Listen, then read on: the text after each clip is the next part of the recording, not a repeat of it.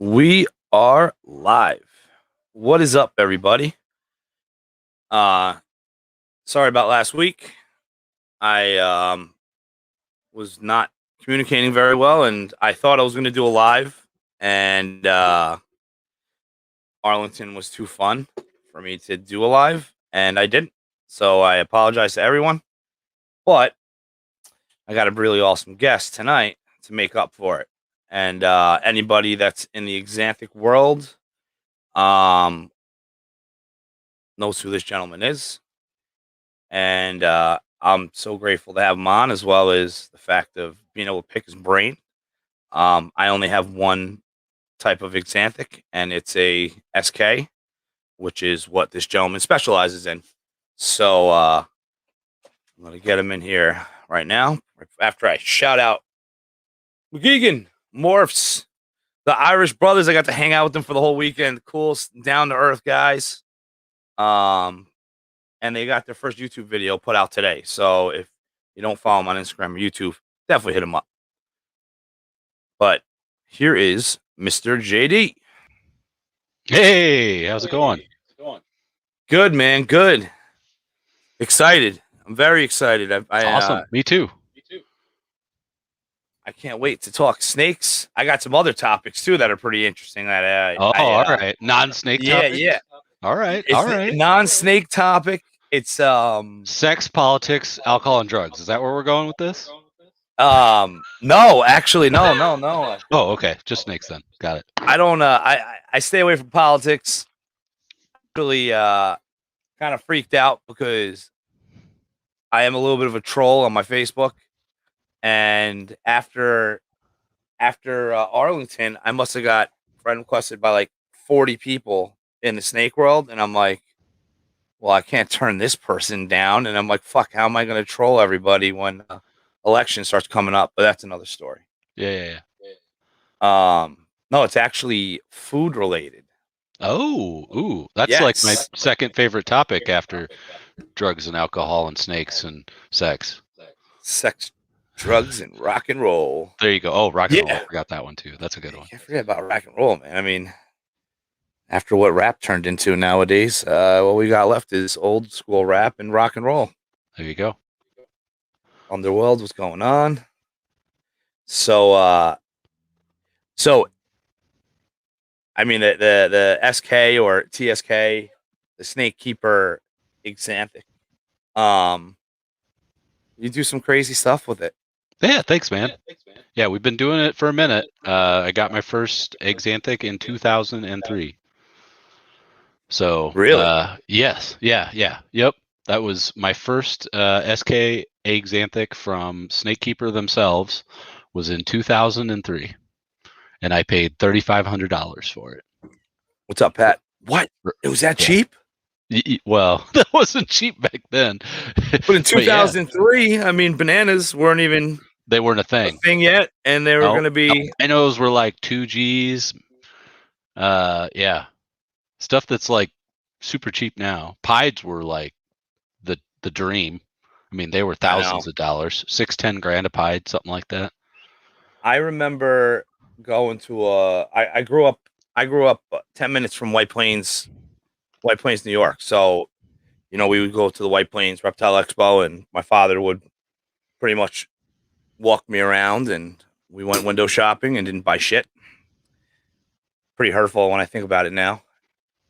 And I remember seeing a pied for like $25,000, and that was like when all there was really like different region types of boas. There was albino boas and albino berms, and that was about it. And then this pied came out that was incredible, and I was like, fuck that snake. Ball pythons suck. They're all wild caught. They don't eat. They have mites. They die on you. You got to assist feed them, and they never get to it. And I mean, because I did work in a pet store for a large portion of my younger life, and they're all import. So we know how imports are, especially if you don't have the knowledge. Right. Well, and I had like zero experience. Like it's like my first ball python, it was literally a month later that I'm like, all right, I want a morph. After seeing all of them out there, I'm like, Axanthic speaks to me. I'm gonna get an Axanthic. So that's what I got. Second ball python I ever owned. 40-gallon tank, hold 9 yards. That's how I lived to start Oh yeah. back in the day.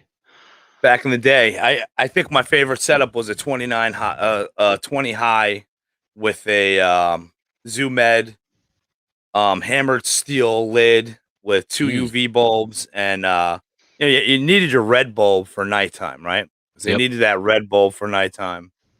And I did have a Chi bulb. That was right when I feel like they started becoming available. It was like this new technology, you know. Um, and we sold them in that. So crazy to look back at it. Like that was like the number one package deal, you know. So you started with such a high end morph, and look where it took you. Yeah, and call it stubbornness or whatnot, right? But way back then, there wasn't much for axanthic morphs, like mixed codoms mixed with recessives. Like that just didn't really exist back then. And it was Nerd actually that produced the first, to my knowledge, pastel axanthic.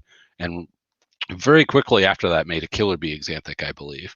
But it was like that animal that inspired me to be like, hey, I'm going to breed this and I'm going to make my own of that. I've got an axanthic. So like it was a year later, I bought a Nerd Line lemon pastel male for $1,000. And then it just Yeah. snowballed from there. One, 5 snakes became 10, 10 snakes became 20, so on and so forth. And then in 2008, JD Constriction emerged. That's awesome. Yeah. Wow. So 13 years. Yep. Yeah. I was breeding before that and making animals and all that fun stuff, but it wasn't until 2008 when it just kind of became its own thing. It became official. Yeah. Yep. LLC formed, whole 9 yards, real deal. That's great. That's really cool. I I your displays, I hear about it. I see it in YouTube videos, but actually seeing it physically in person with just 3 rows, just All black and wall white. to wall, all visual exantic. Especially TSK. I mean, I have a passion for TSK now, and I holy appreciate that. cow, man. Yeah. Yeah, it's funny how I got into TSK. Did A you fall into person, it?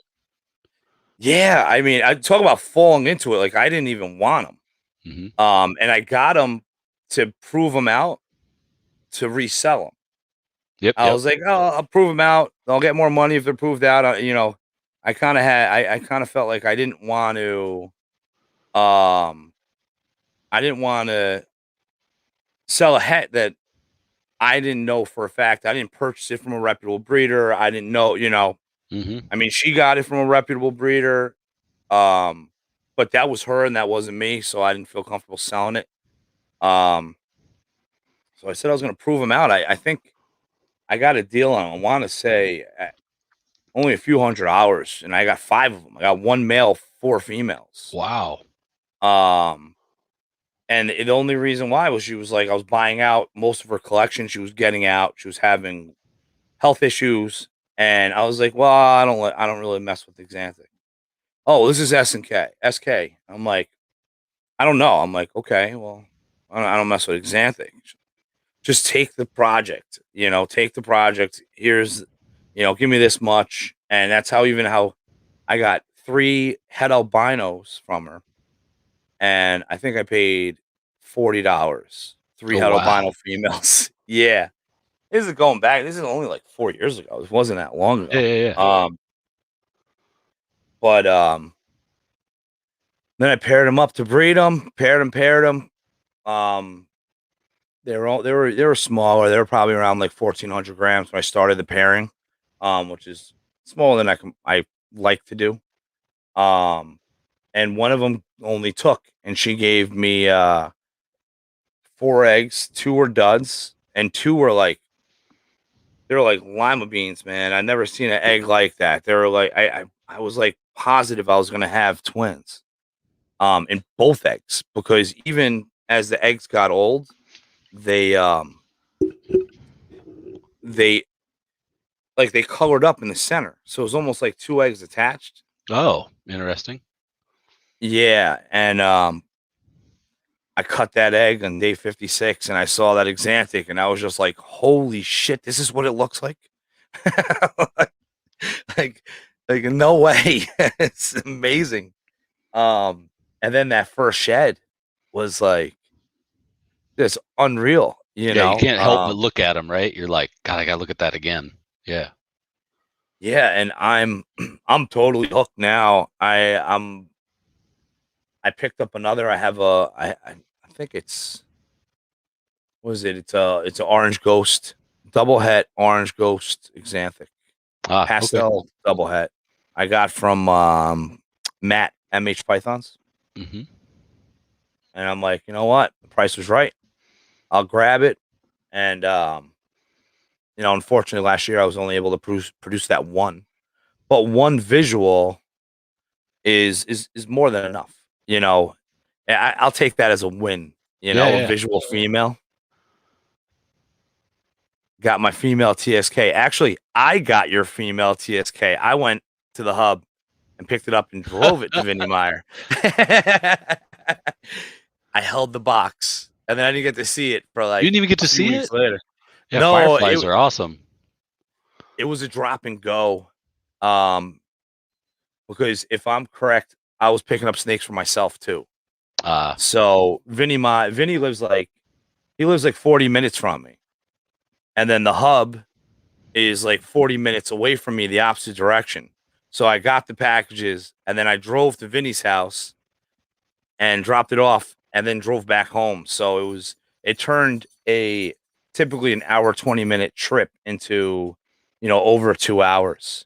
you got a lot of So podcasts listening done or music or whatnot, right? phone calls, I'm like I always have a Bluetooth in my ear, so I don't mind cruising, Yeah, yeah, yeah. cruising and talking. But yeah, I mean, there's so many animals. I love the stormtrooper. Of course, everyone loves the Everybody does, especially stormtrooper. me. Um, Not just the stormtrooper standing behind you, but the actual Yeah, yeah. stormtrooper snake. Um, it really, really opened up my eyes on you know what can be done with Xanthic. Um, and that was a simple morph too, right? That wasn't anything crazy. Well, I mean, I don't know what's in the Stormtrooper. The short version is I don't know if it's a fluke or it's some gene I didn't know I had. So it's one of two things. It's either a fluke or it's a recessive gene because the codominant genes that were in that pairing, even though there was two males, I've made those combos dozens of times before. None of them ever look like that. So the hope is we'll see if she goes. She has taken forever to get to breeding size, of course. Mostly I blame it on her show days back when she was traveling to shows all the time and traveling. And this year was the first year I actually have bred her. She's not showing any serious signs of laying eggs or anything like that yet, so we'll have to see. But I bred her to a scaleless head het axanthic male with the intention of keeping at least the whole clutch, if not specifically a male to pair back to her and then her mom as well, just to see if there's something there. Yeah, try to see if there's something you can isolate Yep. and duplicate. Right. Right. Yep. I mean, the whites and the blacks on that thing is crazy. It really is. And it still is to this day. Like, yeah, it got darker from when it hatched, but yeah, the whites are just like sheet of paper, printer paper white still. That's awesome. Yeah, it's a very cool animal. Does it get dirty like pieds do? It kind of did, but so there's two things going on. One I know about and one I don't, right? So the one I don't know about is what made it so stark white and black. I don't know what did that.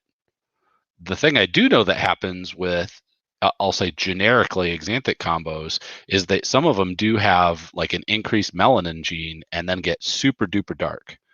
And there is breeders that are trying to figure out what's causing that. They were calling it like a dark phase snakekeeper line way back in the day, stuff like that. And I have a couple animals that look like that, and people have bought animals that ended up looking like that.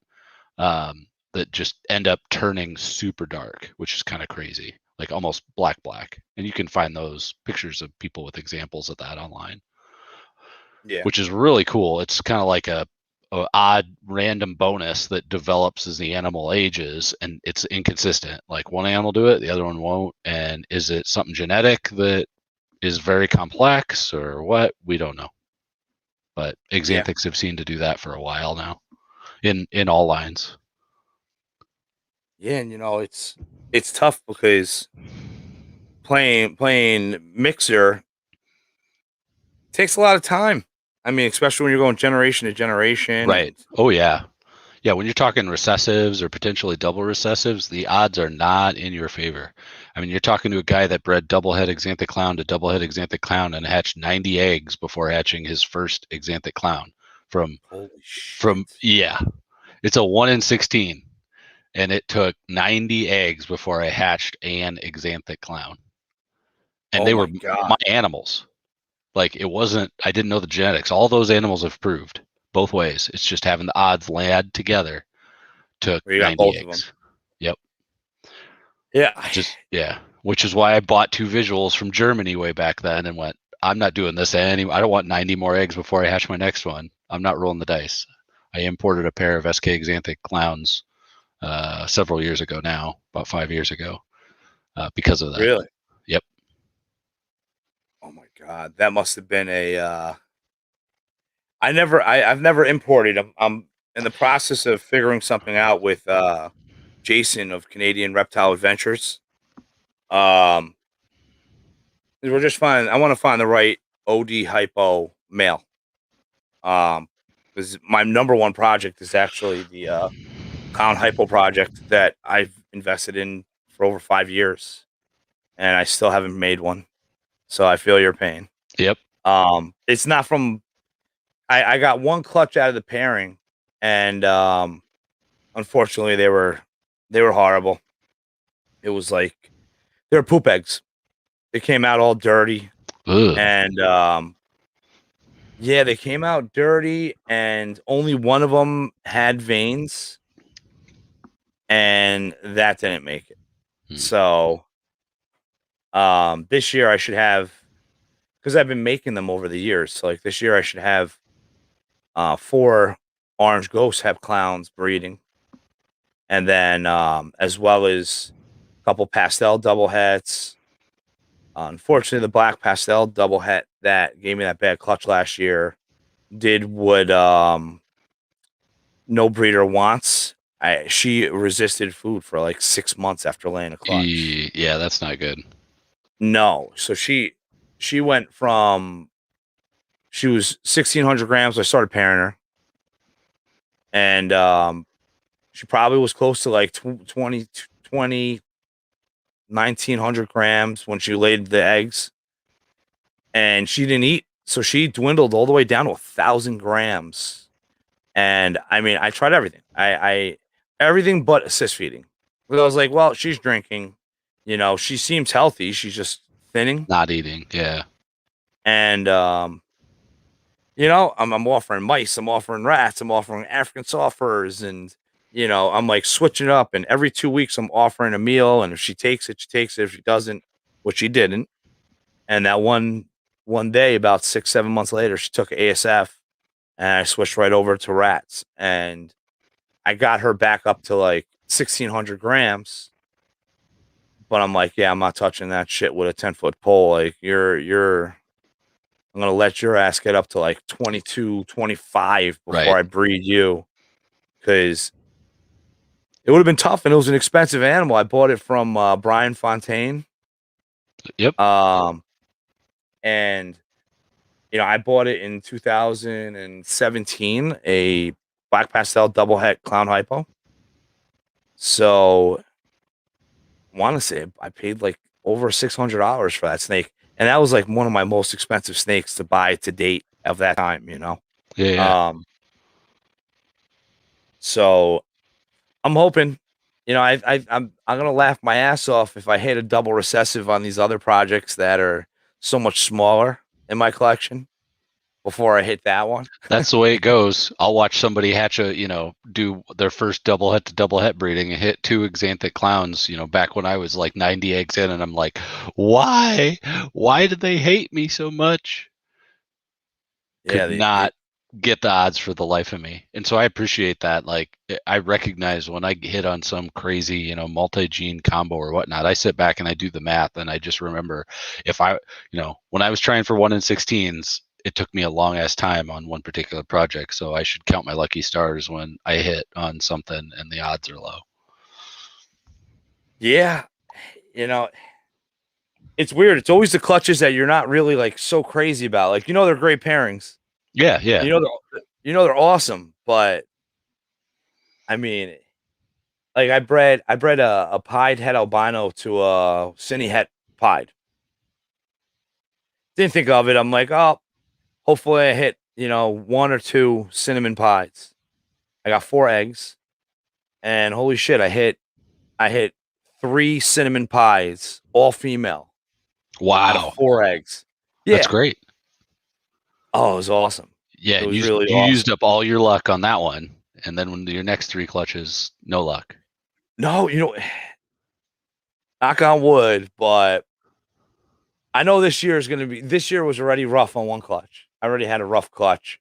But last year was like, I had ridiculous odds, and a lot of them were due. Like, a lot of them were clutches where, I'm on the 3rd clutch from the pairing and still didn't hit that male that I needed in a double recessive project and stuff like that, But like this year I bred, the clutch that hatched.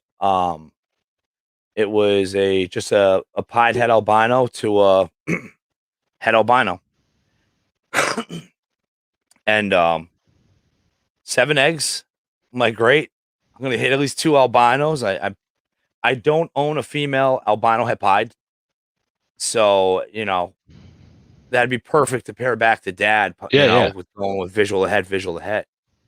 And last year I got 1 clutch in that pairing, 6 eggs, and I only hit 1, and it was a male because that's what I don't want. And then this year I'm like, 7 eggs is gonna happen. Yep. I hit 1. I hit 1 albino and 6, het pied, possible het albinos. And the albino, of course, was male. And then 4 out of the 5 het, or 4 out of the 6 hets were male as well. So I got slapped, and then I got the double slap. When it was like, yep, you're not gonna have. Look at all these boys. Yeah. Yeah, I've had like a spider female lay a clutch of eggs, and then out of 7 eggs get 0 spiders. And other, codom things where it was the female. There's no way anything else can come out of that. It's a 50-50 shot, but I have no kidding seen 7 eggs, nothing for a codom gene that was in the pairing. That was my first clutch. Yeah. My first clutch was banana to a pastel yellow belly. And I hit 4 normals and 3 pastel yellow bellies. I didn't hit 1 banana.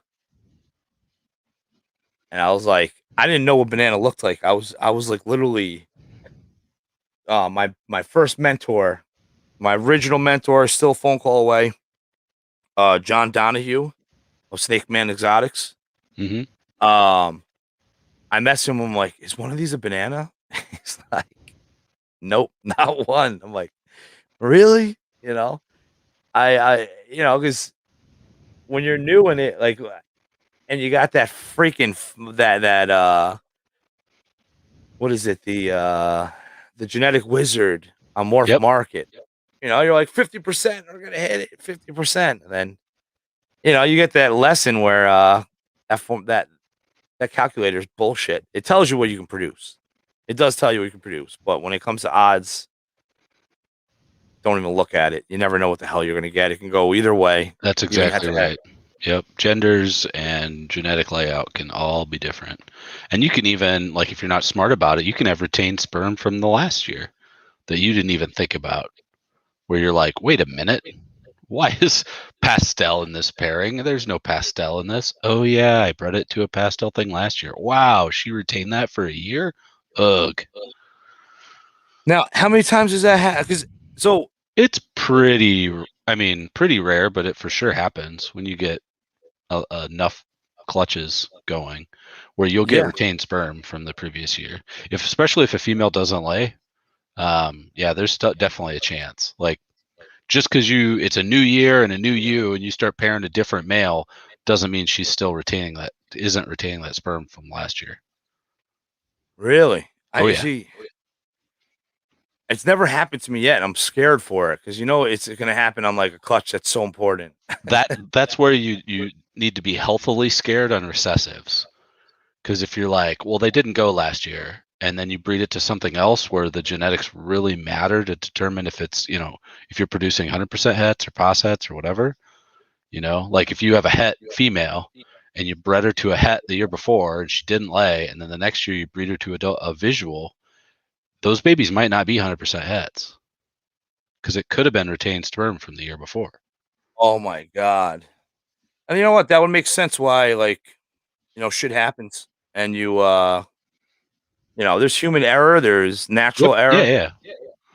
Yep. And that's just something that's something we're cautious of. Like, we'll definitely keep track of pairings, and a female has to take a full year off of everything before we would rotate something that would put into question her babies genetically. So, like, if we did a het to het, I would give her the entire next year off before I bred her to a visual, or I'd breed her to a visual, but then I just couldn't say that those are 100% hets. Holy shit! Not in good conscience, knowing that it could be retained sperm. So That's pretty wild. I never, I haven't run into that, but now I now you will. Yep. Oh, that's so crazy. Yeah. Somebody asked how long can they retain sperm? I would say at least a year.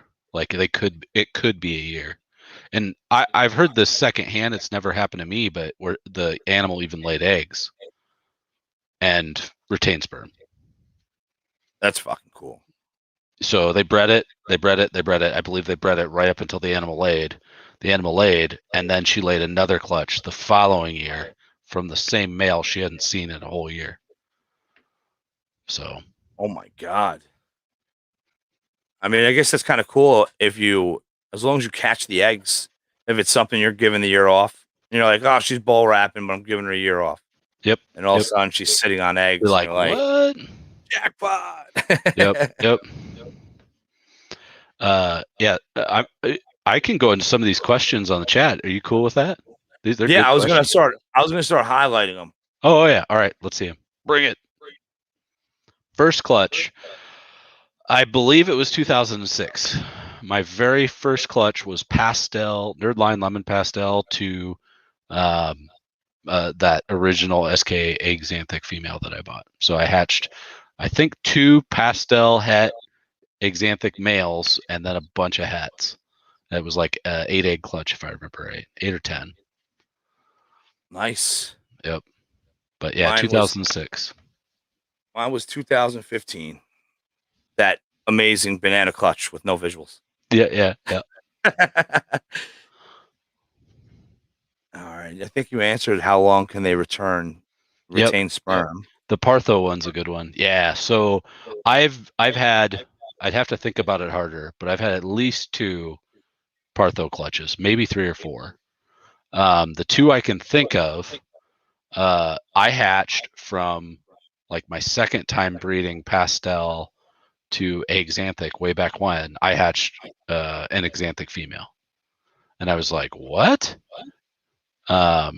is this female, is this male het? What's going on here? Tried to trace that back, find out anything I could from who I got the animals from, but could never, get it to repeat. So it was a parthenogenetic clone of mom. It was that hatched alongside genetic animals that were produced from the pairing. That's what was crazy. So dual sired. Well, not dual sired. It's partho plus sired. Yeah. And then the other one was I was doing a breeding loan with Jeff Nemus of Gateway City Reptiles to prove the compatibility between his line of axanthic and Snakekeeper, Jolliffe, and VPI, because I had all three just doing compatibility testing. That was what I was trying to figure out. And I bred his male to the three and ended up getting only 2 good eggs, and they were both female Jolliffe axanthics in the Jolliffe breeding. And I told him, I said, well, they're yours because it was our breeding deal, and there might be your line, but I'm going to repeat the breeding because I don't trust it, because it could have been partho. Like, there's no guarantees if they're females and they're exactly what mom is. So I repeated the breeding, all double heads the next time around. So that's another thing when people are talking about compatibility and odds and things like that, or what's het and what's proven, right? Is what's the probability that what you're looking at is a partho and not actually what you think it is. So you got to think about that.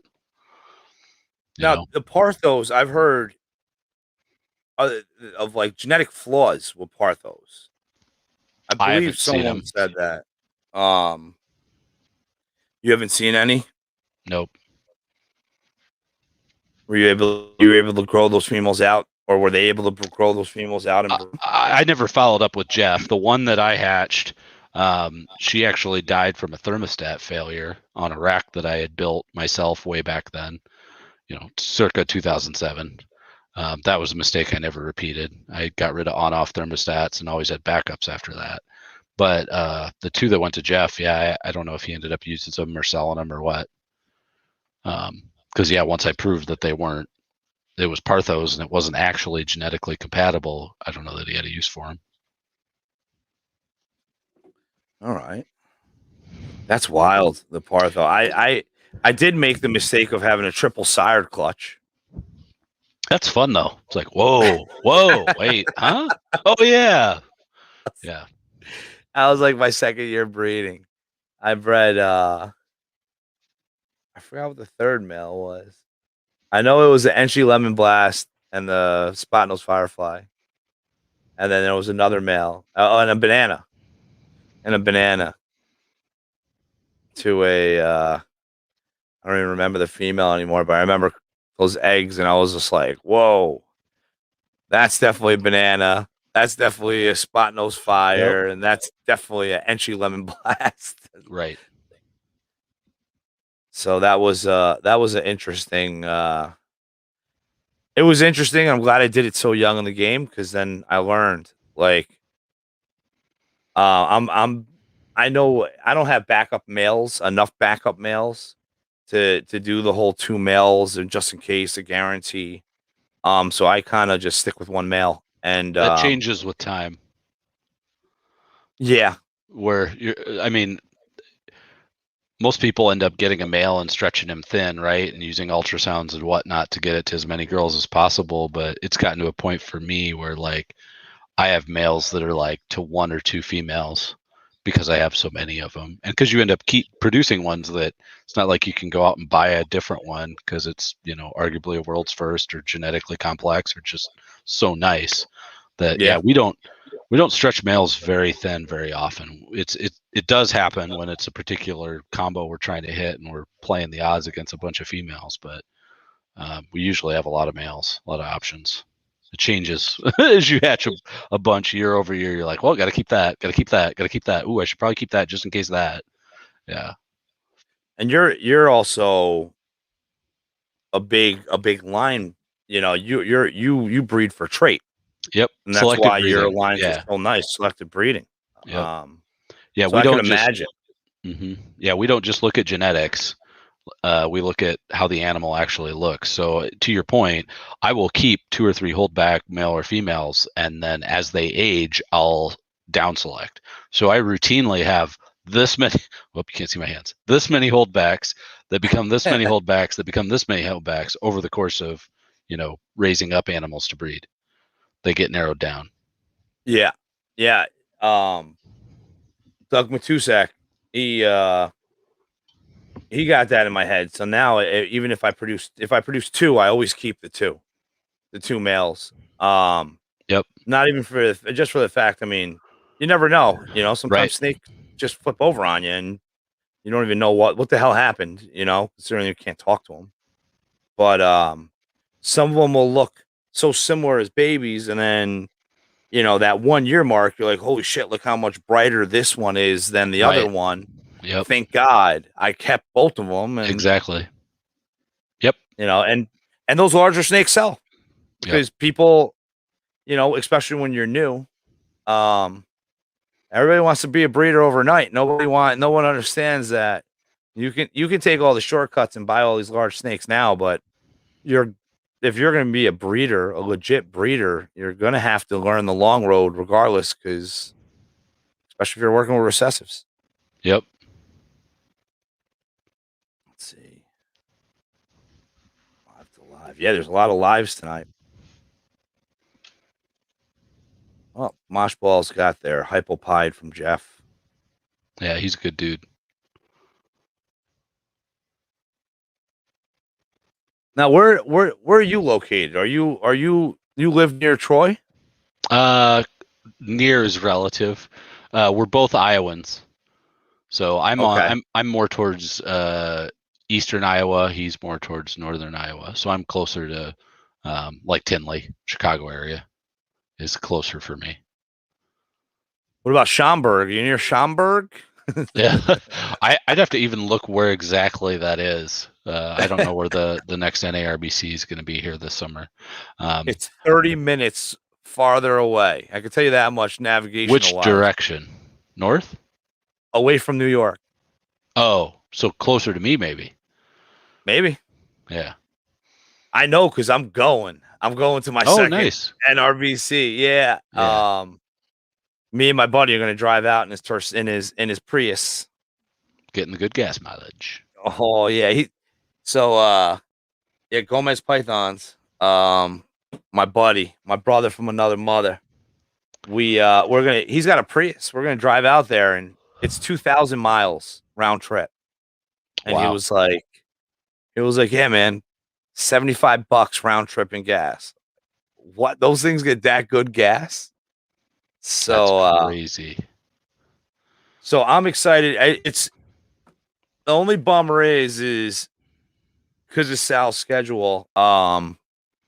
We can't we're gonna get there. We're gonna leave New York probably around like 7:30 in the morning. So we'll get there by like 10 o'clock Friday night. Friday, yeah. Yep. And then we're staying Friday all day Saturday. Gotta go to that auction. I mean, that auction was absolutely incredible. It's insane. Yeah. Yep.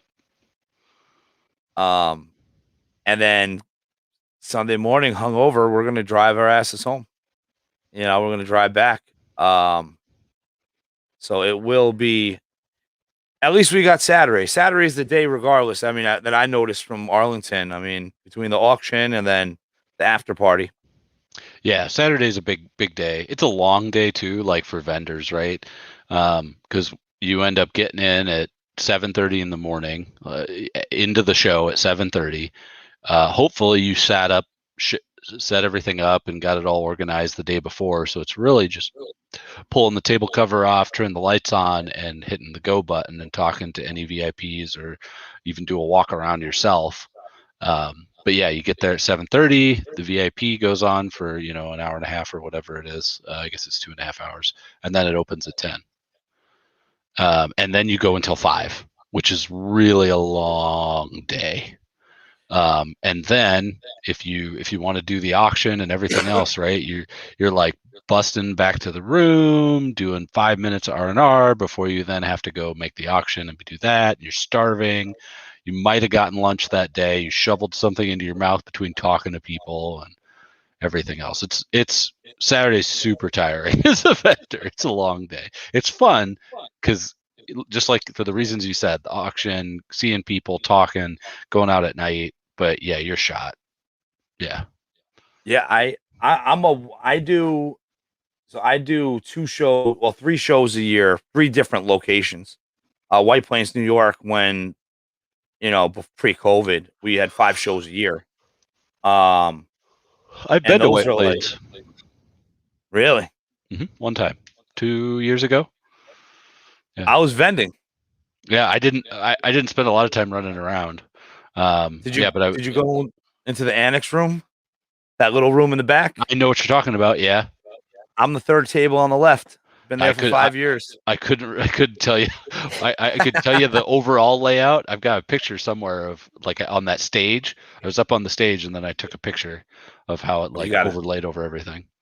You got to visit Ian.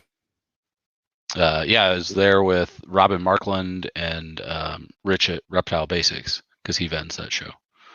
Rich is my buddy. Yeah, Rich I love is a good that dude. guy. Yeah, he's very, very He's good hysterical. Dude. Yeah. Yeah, he's been hooking me up since I got into the hobby when I got back in 7 years ago.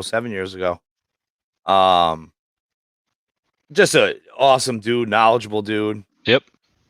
Really dry humor, which I Yep. enjoy out of people. Yep. Is he joking? I don't know. Maybe. Like, Yeah. what did he just say? Yeah. What was that? Yeah, he's good. He's good people. And you flew in just for the show?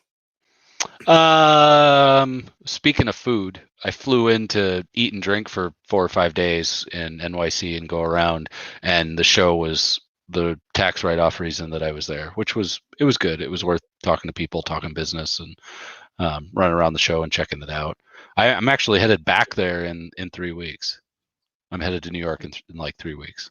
What part of New York? We'll probably stay in Manhattan. I'd have to look where the hotel is, but yeah.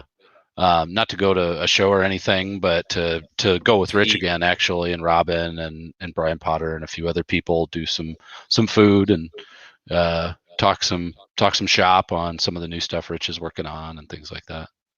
I'm an engineer by day, so I'm a super engineer nerd by day. So I love talking shop on different mechanical designs of enclosures and/or electrical designs of thermostats and stuff like that. So I geek out on that. Oh, so you're going to be a Wi-Fi based VE thermostat in our future? I can neither confirm nor deny. Yes. Oh, that's fucking awesome. I grew up, 15 minutes from the city, and I moved 2.5 hours away. So I'm in upstate New York, past Albany now. But that's pretty interesting. So you're one of the background guys for Rich. I don't do anything for him. I just like talking to him about it. Yeah. I bet he's a very intelligent He's a person. super smart guy. Yep. Yeah. Yeah. The people with Rich's level of talent, like it's natural talent. You know what I mean? Like they have a gold touch and a gold brain, and they just touch stuff and it turns into gold because they understand business. They understand how things work just by looking at them and understand how to develop something from it. So it's pretty cool. He's a very interesting guy. I like him a lot. And he's a hustler. Yeah.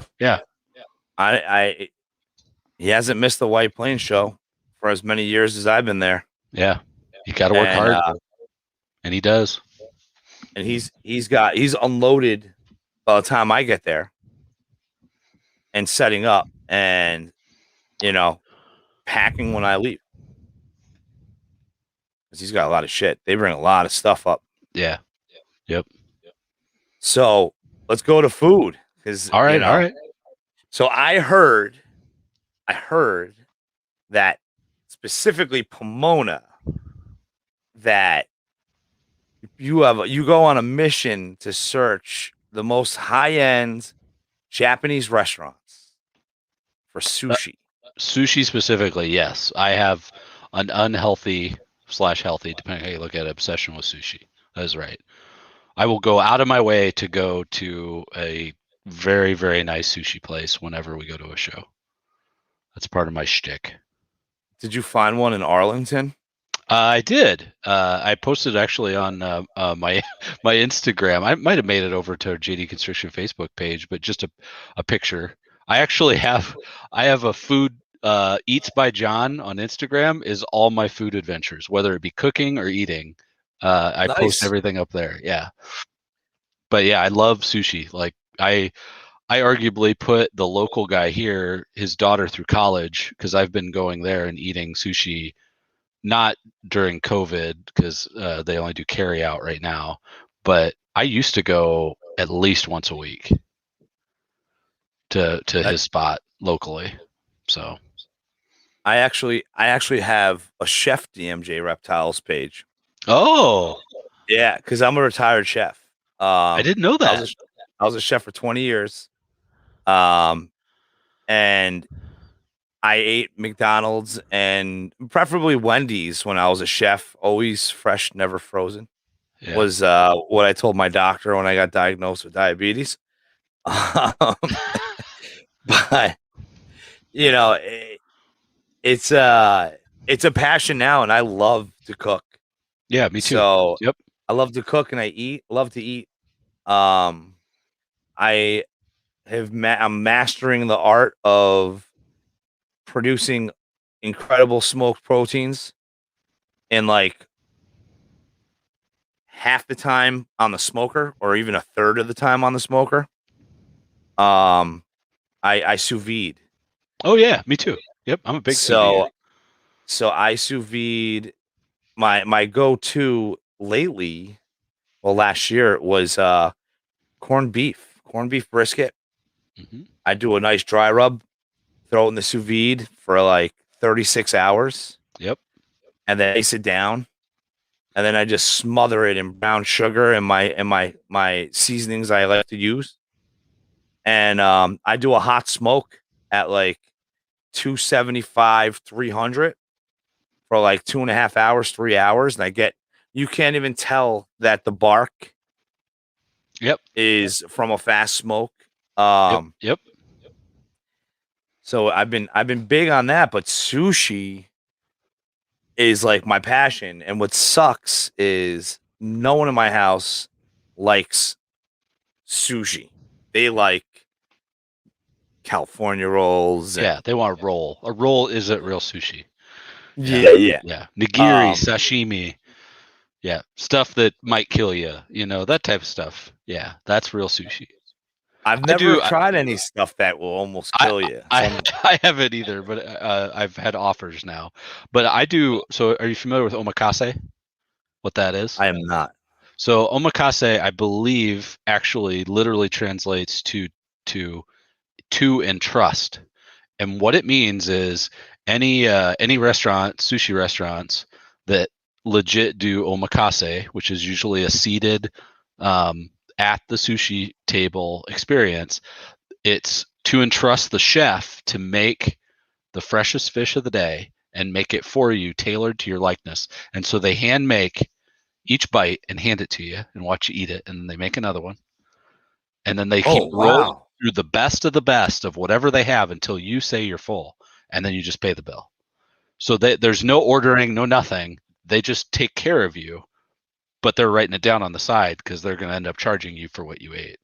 But Oh my god. it's magical because the chef is like locked on to, did you like that? Did you, what did you like? Didn't you know what I mean? Like he's just Yeah. preparing every bite for you, how he thinks you would like it or what the freshest thing is of the day, and you end up stuffed and happy and with a good sake next to it. It's fantastic. And a lighter wallet because you just took in all that weight in sushi. So Yeah, that's right. That's for sure. Sure, lighter wallet. Yeah. Yeah, it's almost a game to be like, well, it was just the three of us for sushi. We could have taken out, 15 people to a steak place. So, oops. so I've never had like crazy high end stuff like that. but I did recently discover that the sushi place that's like about 10 minutes from me is legit. Like Japanese barbecue style where they have the flat top and do all that stuff there. And they first opened, it's called Saki Ban. Oh, Um yeah. And they opened, and as soon as they opened, I was like, it was right when we moved back up here. And I got a tuna I got a sashimi tuna sashimi and a salmon sashimi, tested out, and they both were fishy as shit. They sucked. Oh, they were horrible. And I was like, screw this place. I'll never eat here again. That fish was horrible. It was great presentation. They put like beautiful flowers on it, but it tasted horrible. Um, but then I'm doing reviews. I'm like, I want sushi. I want sushi. And their reviews are like incredible. So like, I got to give this place a chance. You know, they've been open now for a few years. Holy shit, man. Their salmon, I don't know where they're getting their salmon from, what it is about it, but I have, knock on wood, every piece is like a hot knife on butter, and it's creamy. And I mean, you can't go wrong for like $25. I get a 3-roll special and I get an order of tuna and salmon sashimi, and the slices are literally like 1 inch by 4 inches. Like yeah, they're they're serious massive bite. cuts, Yeah. and it's 2 of them per order. Hmm. And I actually ordered more than I can eat yesterday. I just had sushi tonight for dinner. Actually, that's funny. But yeah. Troy was telling me about your sushi adventures. Yep. Yeah, we went to Idoki, something like that. Sushi, and they had it was Idoko Omakase, and so yeah, we sat at the sushi bar, and it was great. It was a good time. I'll go back for sure next year. How far? And was that in Arlington, or you had to do a little bit of drive? I'd have to remember exactly where it was. It was like 18 minutes, 20 minutes away. Oh, so It wasn't far. No. because David Cease of Scales from the Crypt, he's never had sushi. Oh wow. Yeah, he's never had it. So, you know, he was supposed to try it, but it just didn't happen. I think Miguel came and brought the party, and it was a wrap, because man, that guy could party. He's I can't.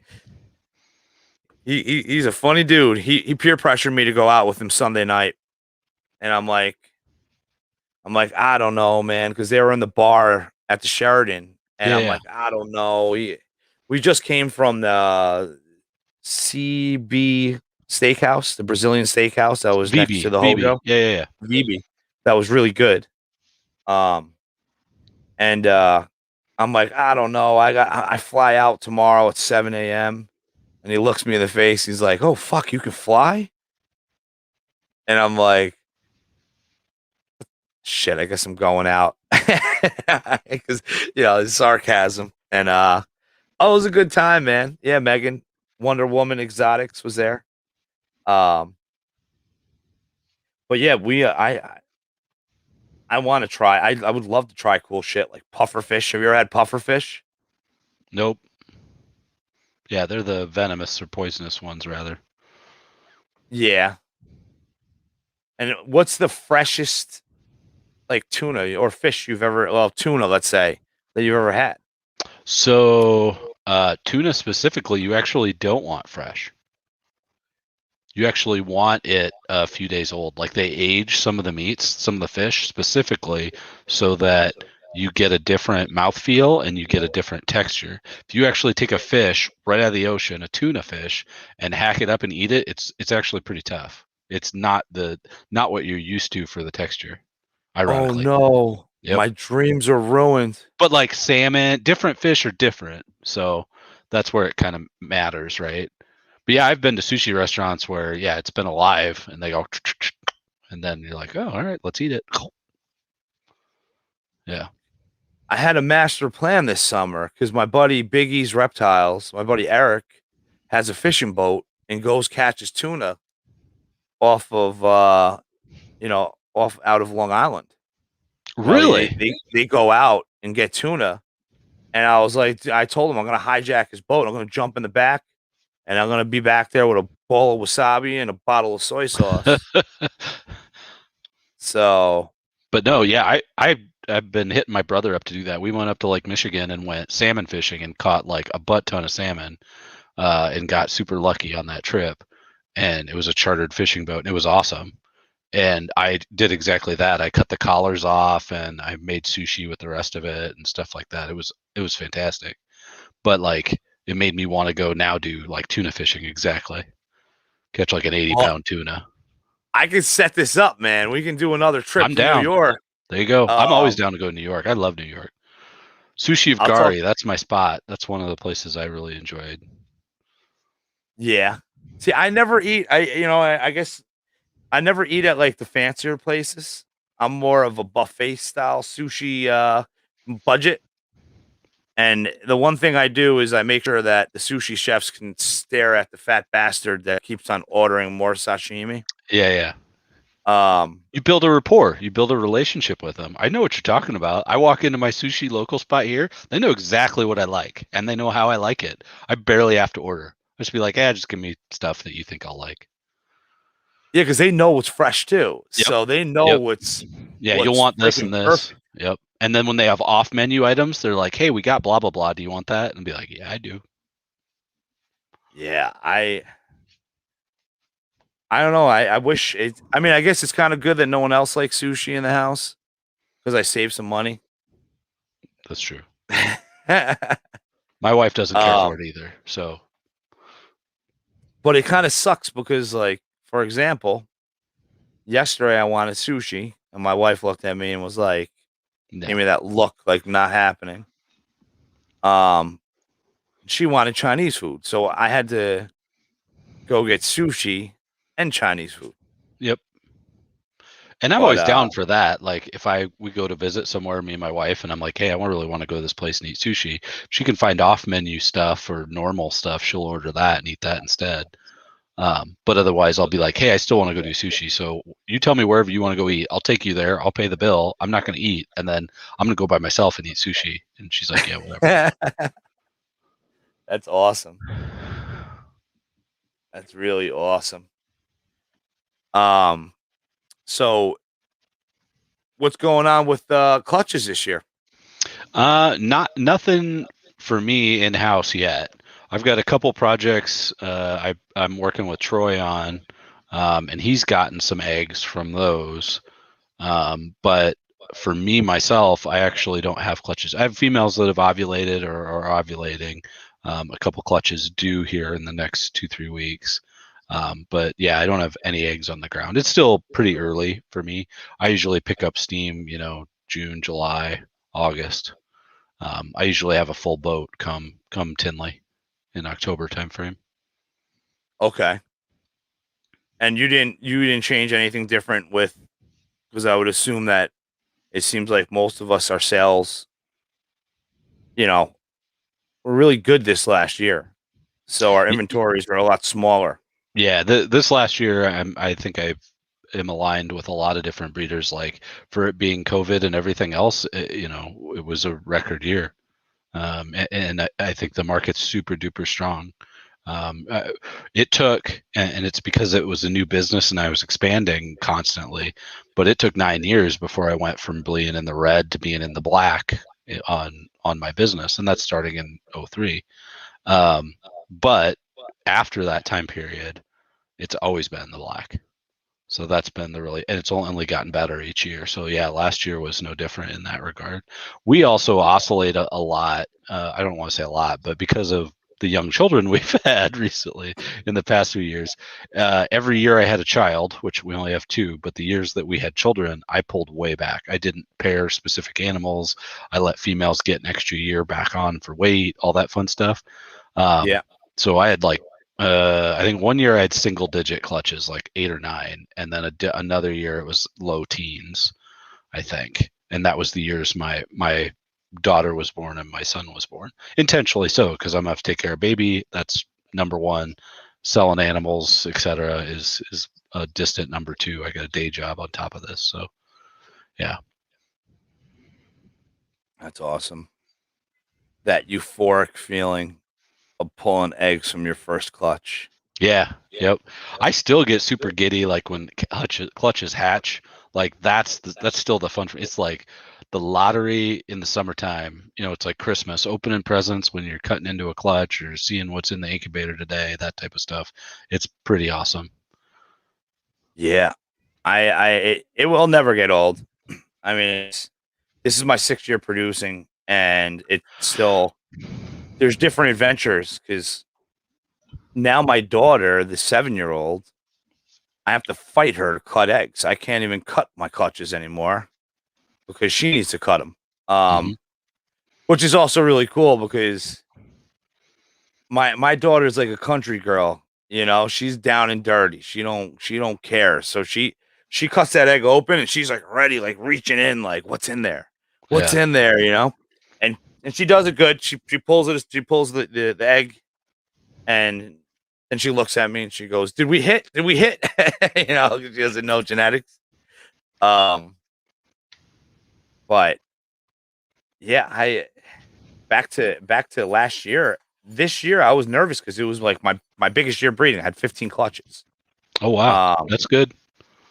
yeah, it was. I went from 13 to 15, which was good. You know, every year you always want to grow, of course, Yep. and I can't believe it. Like I'm almost out. I probably have only 6 snakes available from 2020, and I the first year I sold almost a whole clutch, 5 eggs at it, even though that clutch sucked, right? That albino, that head albino, the albino head pied clutch. But I already sold 5 out of 7 snakes. Yeah. Yep.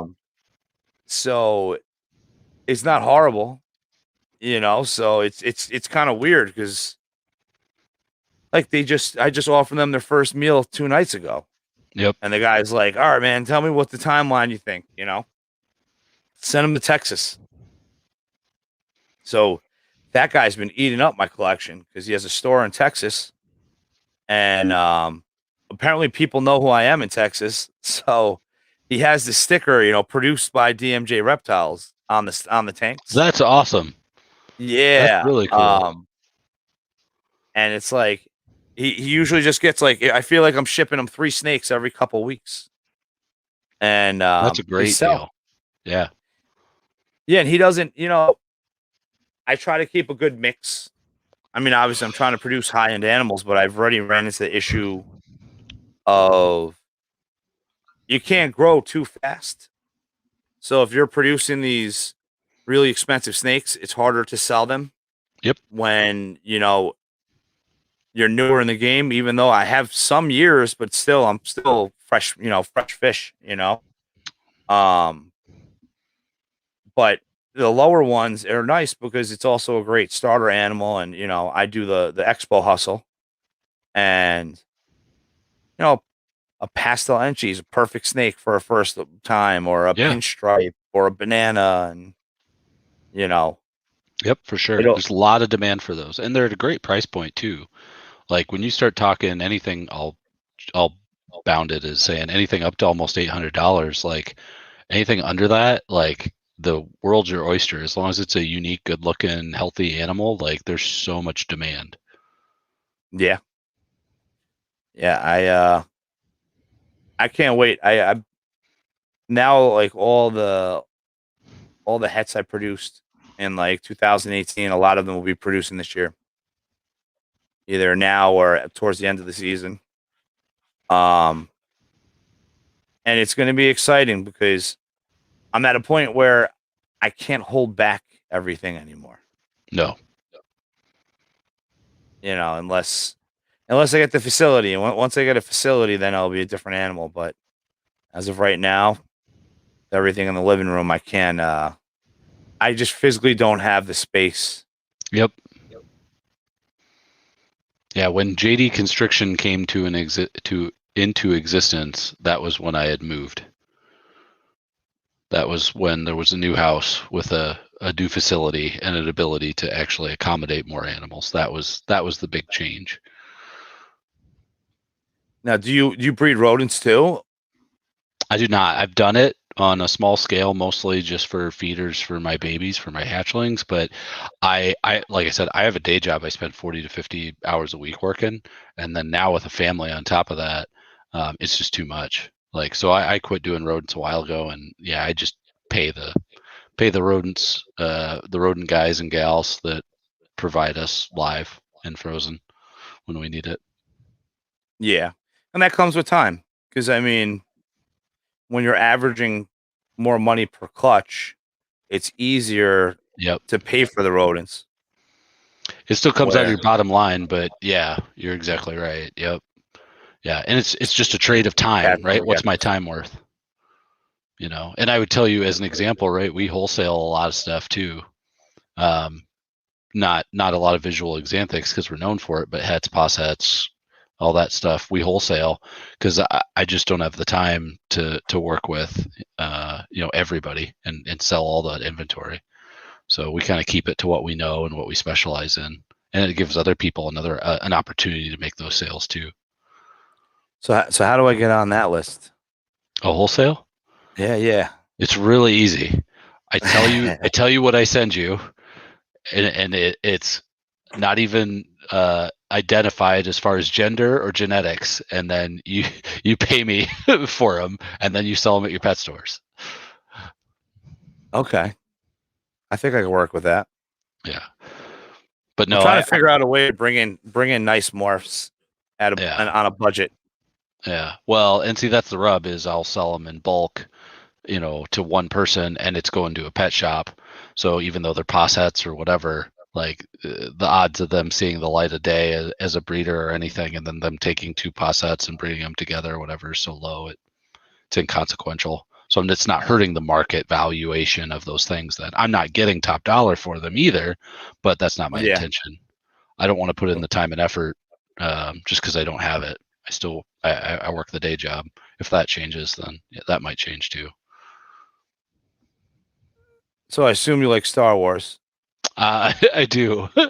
I wouldn't say I'm totally obsessed with it. I'm obsessed with a lot of nerdy things, but yeah, I'm a big Star Wars fan. There's people Yeah, that are much better Star Wars fans than I am, but yeah, I'm a fan. this guy right here, Chad Ritchie, diehard Star Wars fan. I think 90% of the shirts he wears is Star Wars. Um, all of his live streams is just Star Wars stuff everywhere. Nice. I uh I grew up on Star Wars. We even had the big Star Wars ship, the Lego ship when I was a Oh kid. wow. Yeah. Yeah. And unfortunately, that was my older brother's. So when he moved out, that went with him. Ah, Oh, Star Wars tattoos too, buddy. I mean, nice. you That's the way to do it. how many clutches would you say you're projecting for this year? It's always so hard to tell. I would say consistently we do tip like every year. I think it's not going to be 20 because it's going to be a low year or something. It's usually in the 20s at a minimum. So I think we dance around 30-ish pretty handedly, which would be about 50% of the females that we breed go. And you got a lot of large females, I would assume. Yeah, yep. We're constantly upgrading females, so that's the rub. We aren't expanding. I think that's changing now. After this last year, it's kind of taken a turn for, well, maybe we should be expanding because it really doesn't make sense to get rid of a breeder female that's producing a clutch that's worth more than what I can sell her for. You know what I Yeah, mean? Because the males we have, it just doesn't make sense. that's what I go through. I have 7 pastels, breeder females that are all, if they're not 3,000 grams, they're over. Right. They're close to it. and they breed every year. They eat, within weeks after laying a clutch, and you know, if I get 8 eggs, that's a small clutch. So how can I get rid of that snake, even if I get 300 hours, which I think is like high market for a single gene pastel female? Even if I got 300, I'll make that back putting a 3 gene male to that pastel every year. Right. Yep. Yeah. Same. Yeah. I remember when I made a conscious decision to get out of het females, and it was because the odds sucked. Like, it's a 50-50 chance, which you don't think is that bad, and it's not. But when you're making a bunch of just het axanthics or whatever, and you're like, I got to get rid of these, when versus saying I can sell visual axanthics all day long if it's a visual. That was kind of the first tipping point, is when, all right, I'm not going to keep any more het axanthics. And then for a while, it was just refining, picking better looking females and keeping those and getting rid of the ones I wasn't as excited about, going to that selective breeding thing. There's a constant upgrade you're doing of your adult animals based on the refinement you're doing of your pairings. Yeah. That's like with VIP morphs. Me and him were actually talking about the other night that he has his number and he keeps that number because he'll produce 10 females that he's going to hold back, and in 3 years, 4 years, now they're breeders, and he wants to keep his numbers there. So someone unfortunately gets voted off the island. Yeah, this year we had kind of a setup that limited our holdbacks, and this year I was like, well, if I move this rack this way and this rack this way and do this and shuffle that backwards, I think I can fit another rack. And then I literally did all the shuffling, and I'm like, yep, I can. So our room went from being this very uniform kind of layout to now having this weird snaggletooth indentation in it just to fit one more rack. Yeah. That's my setup. I mean, I never got into snake tubs until last summer. And the only reason why I got into snake tubs, which I'm so glad I did, because you can fit so many more animals in the same space using reptile tubs. Yep. The what is it? The 28 quart sterilite is taller than it needs to be. So just that alone, instead of it being 13 high, you can go 16 high, and now per rack you're talking more animals. And then so I have room to grow. So I've been slowly getting rid of all these 28 quart tubs and working in the VE tubs. I love the VE 23 and the VE 11. I don't own any of the 8s. My hatchlings, I'm using either V18s or FB5s or FB8s. But I still have room to grow because I can swap out these racks and then fit more snakes in the same space and still give them the size and everything they need. So I got some building to do. I would say I got 5 left, 5 racks to the ceiling left. But one of the racks, well, 2 of the racks, floor to ceiling, I want to switch out because I hate the Sterilite 41 quart tub. It drives me nuts. It's narrow. It squeezes in. It's the top is so much wider than the bottom. And actually, Rich has finally got the Super 70s back in stock. I just got an email about them. So I'm like, I had no. I literally had to bring up the tubs you mentioned because I had never heard of them.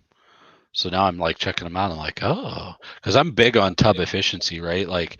So that I-80, I-60 tub, I think, is probably a lot like the Vision tubs from, I don't even know if they still make them. I believe they do. But I have racks based on the Vision tubs. And I love those tubs. Absolutely love them for hatchlings. And I prefer the V70s for adult females. I'm a big fan of those. But I would tell you that I have a hate relationship with the V35s, I think they're called, which is like almost the 28. V35S. So Yeah, that's the it's short one, or it's not? considered short, but it's longer than a V18. It's 21 and a half inches long, where a V18 is 19 inches long. Oh, Yeah. So I just built two 30 tub racks that will hold they're 10 high and they'll go 3 wide with the V18. And then if I want, I can go one V18 and one V35S because I made the rack 21 inches deep. But I run into issues with snakes when they eat in the VE23s that are 3/4 of an inch taller. So going down to 3.5 inches tall is my issue with the V35S. I don't know if it's just rookie mistakes. Like I can't. Like I said, it's only been a year.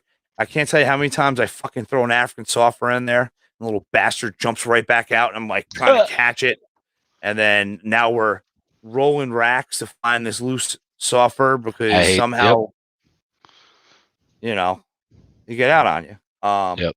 I do the tail flip. So I take the rat and I flip it over, over the edge of the tub, and then the snake will hit it, and you're good. But your hand's on the other side of the tub, hanging onto the and it's tail. lower, so you don't have to get bit. Yep. Yeah, at my first, like the first month having the even the V28s without lids, because all my racks have lids, all the ones I built over the years. I opened the tub with a rat in my hand, forgetting that they were paired, and it was actually my SK, my het SKs. So the male was in with the female. I opened the tub, and I was like, "Oh my god!" I went to close the tub, and my fingers were exposed, and the snake bit me right on my finger on the bottom, and I jabbed back, and I think about 5 or 6 teeth got stuck in my finger, and I wasn't able to get one of them out for like 2 months. Ouch. Yeah, and I was leaving it, and then I was listening to Billy's podcast on Mondays, and he was talking about how you can get a really bad infection from that tooth being in your hand. That's And I right. was like, holy shit. So I got a cuticle cutter the next day and I cut that fucker out, and my hand is healed now. But what are you looking at? The V23s, aren't you? Yeah, yeah. I'm eyeing that because I've been looking for something different for my subadults.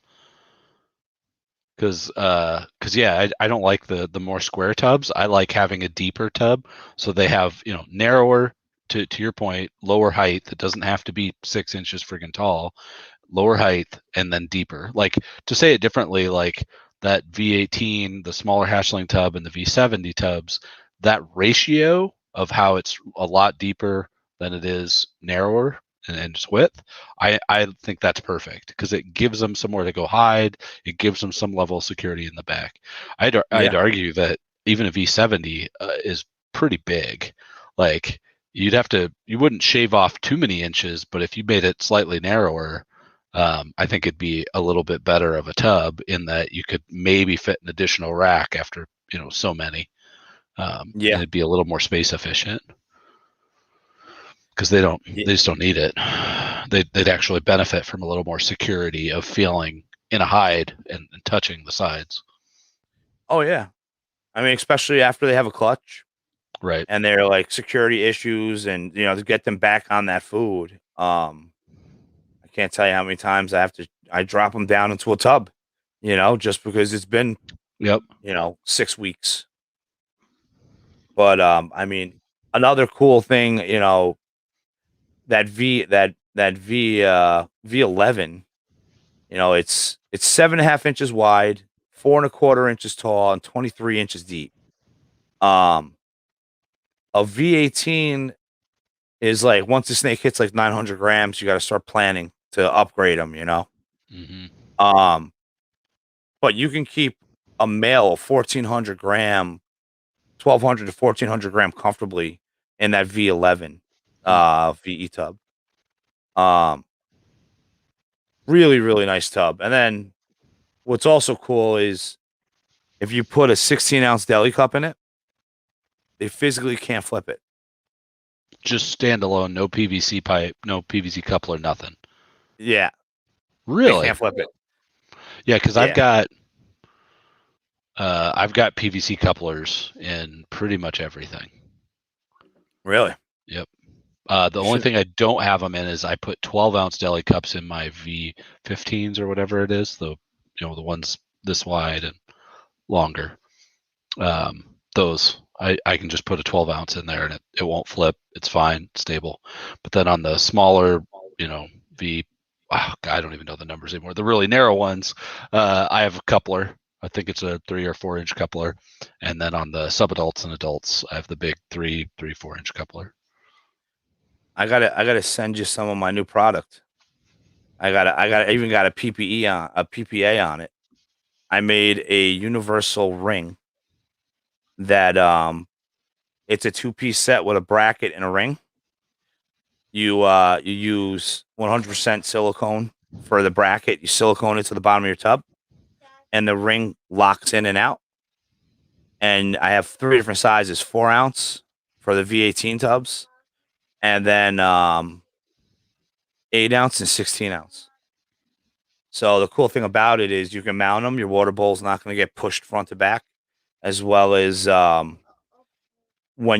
if you have extra tubs like I do, you keep your rings in a bin, sanitized and clean. And when you're swapping tubs, now all you do is lock in your ring, bam, throw in your deli cup, and you're ready to rock and roll. Cool concept.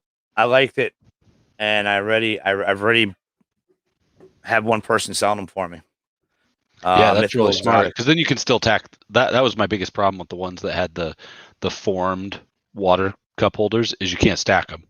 Not the same as you can when it doesn't have them because it tips them, right? Yeah, It and takes it's up that space. great. It pisses me off. Little things like that bother me if something's not stacked Yep. evenly. Like Yep. even when I clean tubs and stack them with no water bowl rings or anything, I'd be like, "What the fuck happened there? Why is that one not symmetrical with all the other ones?" Well, and you got to do them offset, right? And then it still stacks them even higher, so you can't get the minimalistic view that you're going for. So yeah, I hear you. Yeah. Well, if you're interested, I may have to send you out some samples. Yeah. And Sure. Yeah. hook and bait you. Yeah. I'm unbaitable. I'm uncatchable. Well, other than my wife, I guess she caught me technically. Yeah, I mean the biggest design about it, I love and hate the Freedom Breeder FB8. The FB8 is awesome because of the vents they put in them. I love the holes that they put in them. Beautiful setup, nice air. You get your air circulation, your substrate instead of worrying about over spraying and dealing with over moisture in your rack. If you have a consistent schedule of doing water bowls and spraying the substrate, it's a nice system. Hmm. My issue with that tub is they put a 4-ounce, 8-ounce water bowl in it. So it where the V18 you can get away with a 900,000 gram snake before you move it out. Now with the 600-gram snake and the FB8, if you take a picture and post it online, the fucking sharks come out of the water and start telling you about how cramped the animal is because it's such a big water bowl. It's taking up too much real estate.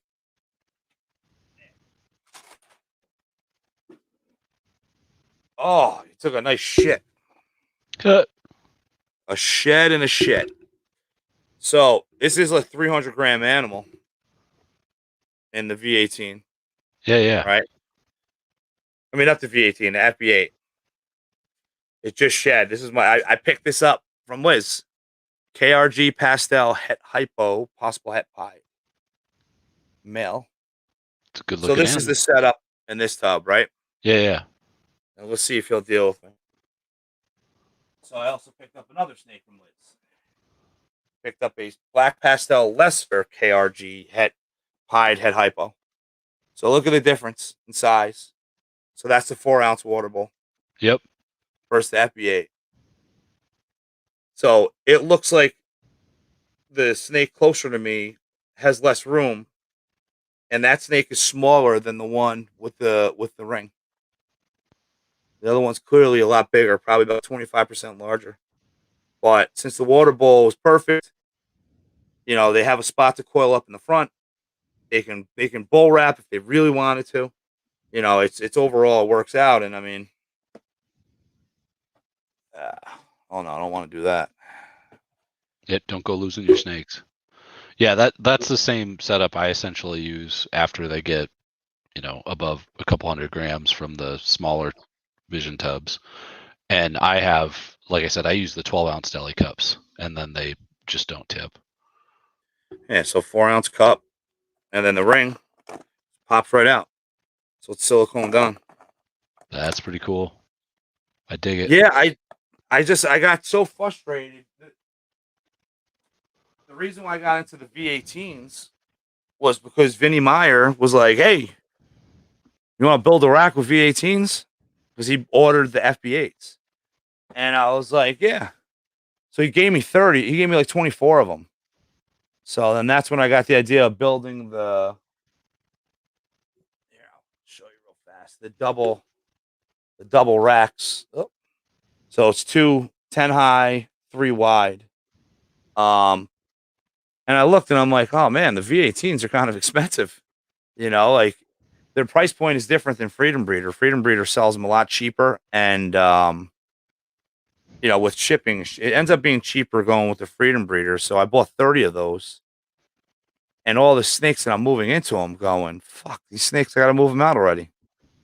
So the guy I vend with, I partner up with the Reptile Expos because of, when I first got into it, I wasn't capable of providing enough inventory to do 7 shows a year. Right. So of course I partnered up. A friend of mine that I met trading corals with like 15 years or 10 years ago, 12 years ago, happened to be breeding leopard geckos, and he breeds it like the super legit way. Like he has the lineage for up to 5 generations back, so he wanted to do shows, so we do shows together. And I actually forgot the whole reasoning behind everything. Lost my train of thought. Oh man, I'm distracted. Yep. Sorry, my ADHD, I lost it. Something about Jeff. The rings, the cup holders. Oh, that's it. Yeah. So Jeff's like starts sending me pictures of all the stuff he's designing with the 3D printers for leopard geckos. So he came up with this idea. Have you ever dealt with leopard geckos? We had like one as a pet for a minute, and then my wife did, and then moved on. So you have to keep a calcium lick in there? No, I take that back. We didn't have leopard geckos. We had gargoyle. I got those too.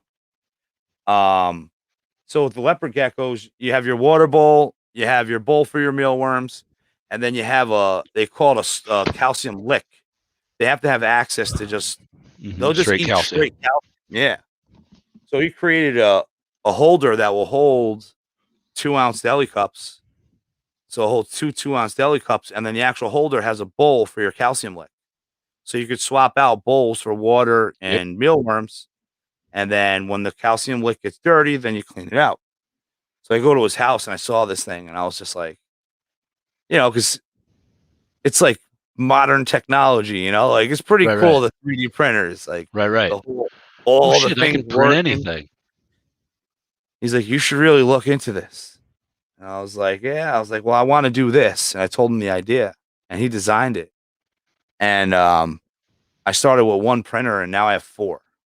For real? Yeah, I have 4 of them. And I even upgraded them because 2 of them are upgraded where you have to actually design the software on it, because you make the X and Y axis longer. So instead of it being 210 millimeters, now it's 410 millimeters.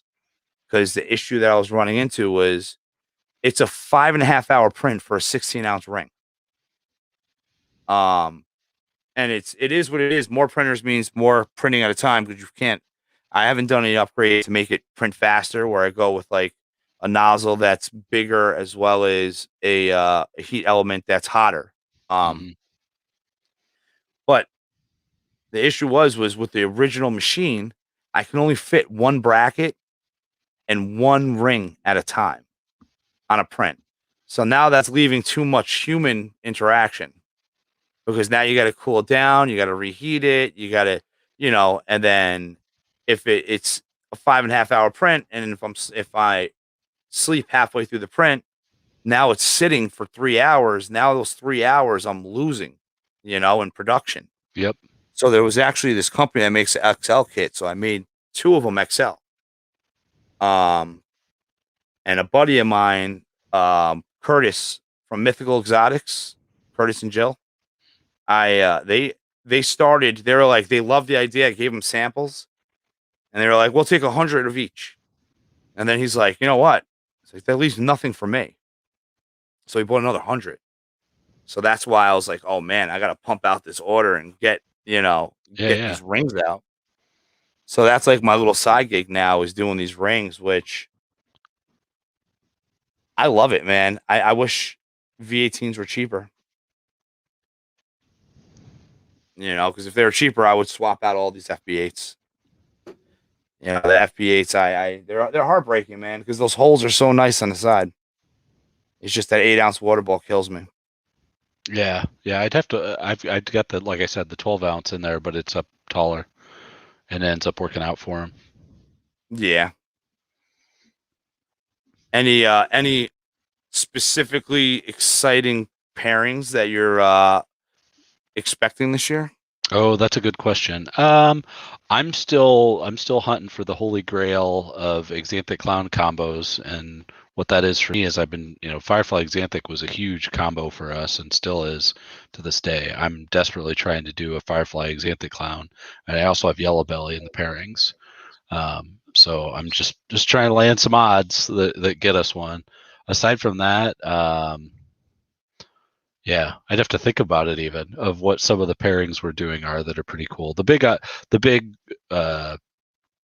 surprise from last year that got me really excited again was Orange Dream ended up making some pretty fantastic combinations with fire, no pastel, etc. So I've got that into a few more pairings, but really it's the holdback males from last year that I'll use visuals and make some more interesting stuff with OD, I think, here next year. But yeah, I think Xanthic Clown stuff, that's my current jam. So really hoping to hit on some of that. Yeah, kind of a rebuilding year. I got a lot of projects that are more holdback than anything, I think, this year. But we always have pastel xanthics, firefly xanthics. We genetically try and make as many of those as we can because the demand's so high. Yeah. And I gotta say, man, that those Enchi Xanthic combos that you had two of them in there, I believe. Wow. I mean, Yeah, with the they're pretty reduced sweet. pattern. Yeah, I'm a fan. Oh Super yeah, Enchi, yeah, Super Enchi. I haven't made a visual Super Enchi combo. They look fantastic from what other people have hatched. So I'm excited to make one of those. all right. So now let's say you had three het breeder size Xanthic females. What male would you get? Three Not that breed, not that I'm really not that. desperate for this answer. Um, but what would you Uh, do? Which route would you go? it depends on what I wanted to make with them. So like I would tell you that if you want to make something there's a great amount of demand for, I would breed a Superfly Xanthic to them. Because Superfly Xanthic bred to that would make fireflies and pastels both in mixtures of visual Xanthic and hets.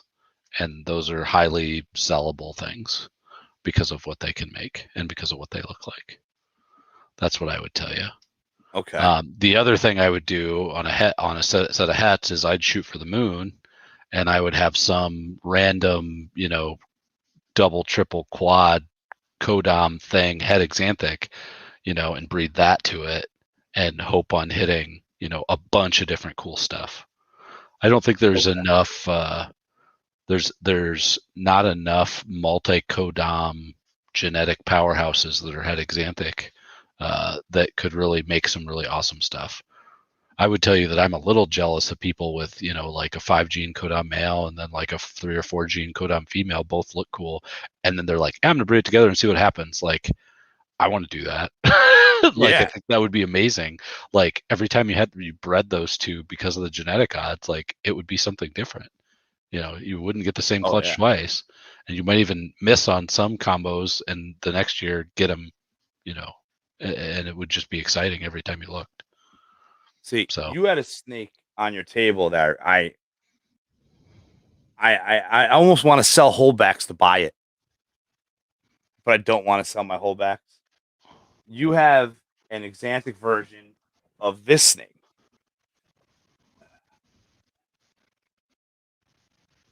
And what made me want it was the pattern similarities. So this is a leopard firefly het clown. And I want to say it was the second one on the left, on the middle, on the first display. Second one yep, on the yep, left, it had this. It had these blotches yep, all on it along the back. Yep. all around the back. Kind of reminds me of Burmese python pattern. Oh, sure. I'm like, fuck, man, I need that in my life.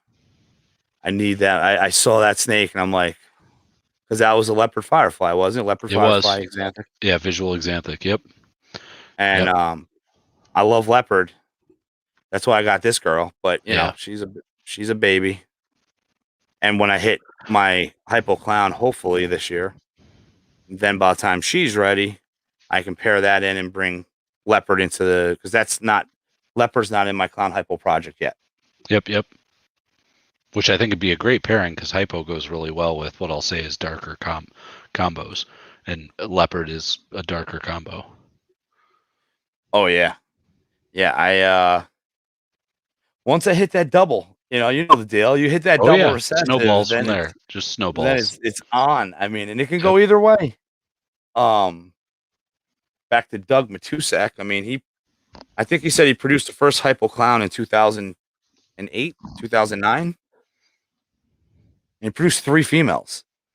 So now those females are 13 years old. They're, 14 egg layers.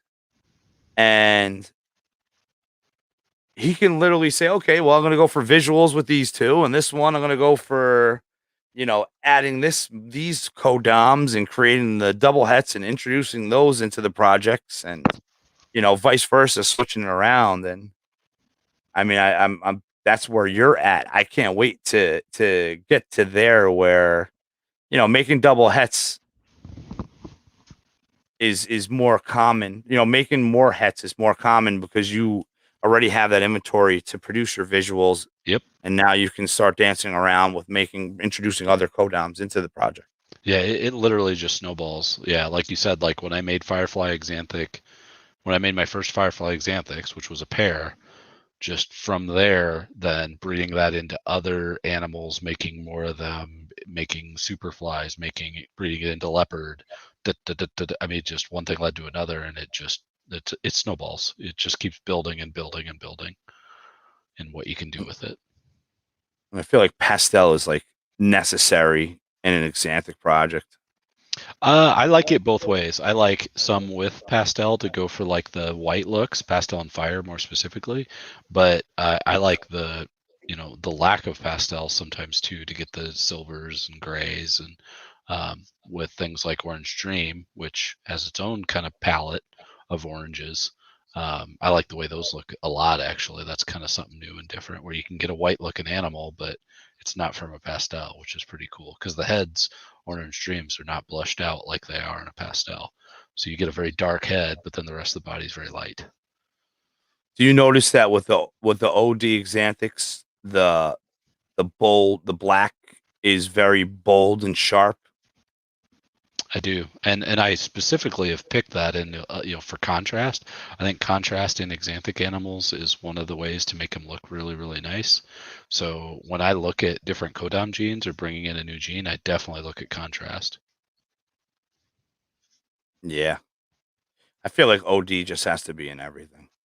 I'm like, I have buyer's remorse. I turned down the first year of breeding. I turned down a breeder OD female from Snake Man's Exotics. Oh, I said, I need a female. He said, you need OD. And he sent me a picture and I said, I don't really see it, John. And he said, are you crazy? And I'm like, I don't know. And years later, I got into OD and now I'm like hooked, you know? yeah, yep, that happens. That will not be the last time, because I got into Enchi with some really nice Enchis, and I'm like, I'm never gonna mix Enchi with Axanthic. Like, I'm not gonna do that. I'll get rid of them. And so I got rid of them. And then here, X number of years later, I couldn't even tell you when that was, that I got back into them and got them again. Spot nose, same thing. I had spot nose early on, then spot nose kind of got less popular, and I was like, VPI already did it. So I'm just going to step away from it. It was amazing looking spot nose female too. Stepped away from it, and then now years later, now I'm trying to get spot nose in based on Batmans and everything else people are making with spot nose. That's fantastic Yeah. looking. So And yeah, one of my favorite animals that I produced, I would say I was able to produce 3 of them. Is a spot nose firefly. yeah. And those are the yellow's like not even there when they first hatch. So I couldn't even imagine if you put that Axanthic into an with it. Axanthic project. Yeah, that'd be cool. I mean, I have ideas for Axanthic. Unfortunately, it's so young in the game, you know? Oh yeah, and you Um, got time. yeah, That's and a I nice thing just about recessives. You got time. what are your thoughts about DG Axanthic? I think it's great. I think I'm questioning if pastel is a good move, because it seems like some of the pastel DG Axanthic stuff that people have made has turned pretty yellow. And I don't know if that's a selective breeding thing. I don't know if that's a line thing. I don't know why that is, but I think that the animals that don't have pastel look outstanding. They look how everybody wishes Axanthics look like as adults. Um, so I mean I've got desert ghost het animals and double hets and stuff like that with Axanthic. I'm working on it. I'm just not there yet. I'm actually like talking about a rebuilding year. Like, I've got clown double het Axanthic desert ghost stuff, and I'm breeding for a lot of different pied double het Axanthic desert ghost and triples. I'm basically leapfrogging right to triples as much as possible. So And when you go to triples, it's double visual to visual. usually, yeah. Or it's a like, I'm running a desert ghost het pied to Axanthic pieds as an example. Okay, yeah, I'm excited to do visual. I have like if I wanted to go triple, I can do. I have a Mojave double het orange ghost genetic stripe. That I could always breed to a clown. But once again, still young in the game. You know, I don't have as much clown in my inventory to bring it into another project. Yep. Um, But possets aren't a bad thing. I don't know about that particular breeding, but like, I've had het pied stuff running around that I ended up proving out. I had hypo. How I got into hypo and have true ghost stuff, those were possets. oh, Like, that's pretty cool. yeah. So I mean, it just ended up that a clown was the same way. Not totally. I intentionally made my own, but my GHI stuff was posset clown from my original male back in the day that I paid like $6,000 for, and it was posset clown. And sure enough, the babies a few generations later ended up proving out het clown. So I'm like, well, I guess that answers that. Oh, that's so awesome. So yeah, that's been pretty cool. Yeah, I I'm just getting into possibles with certain things, and if it is, it's more of like kind of like icing on the cake.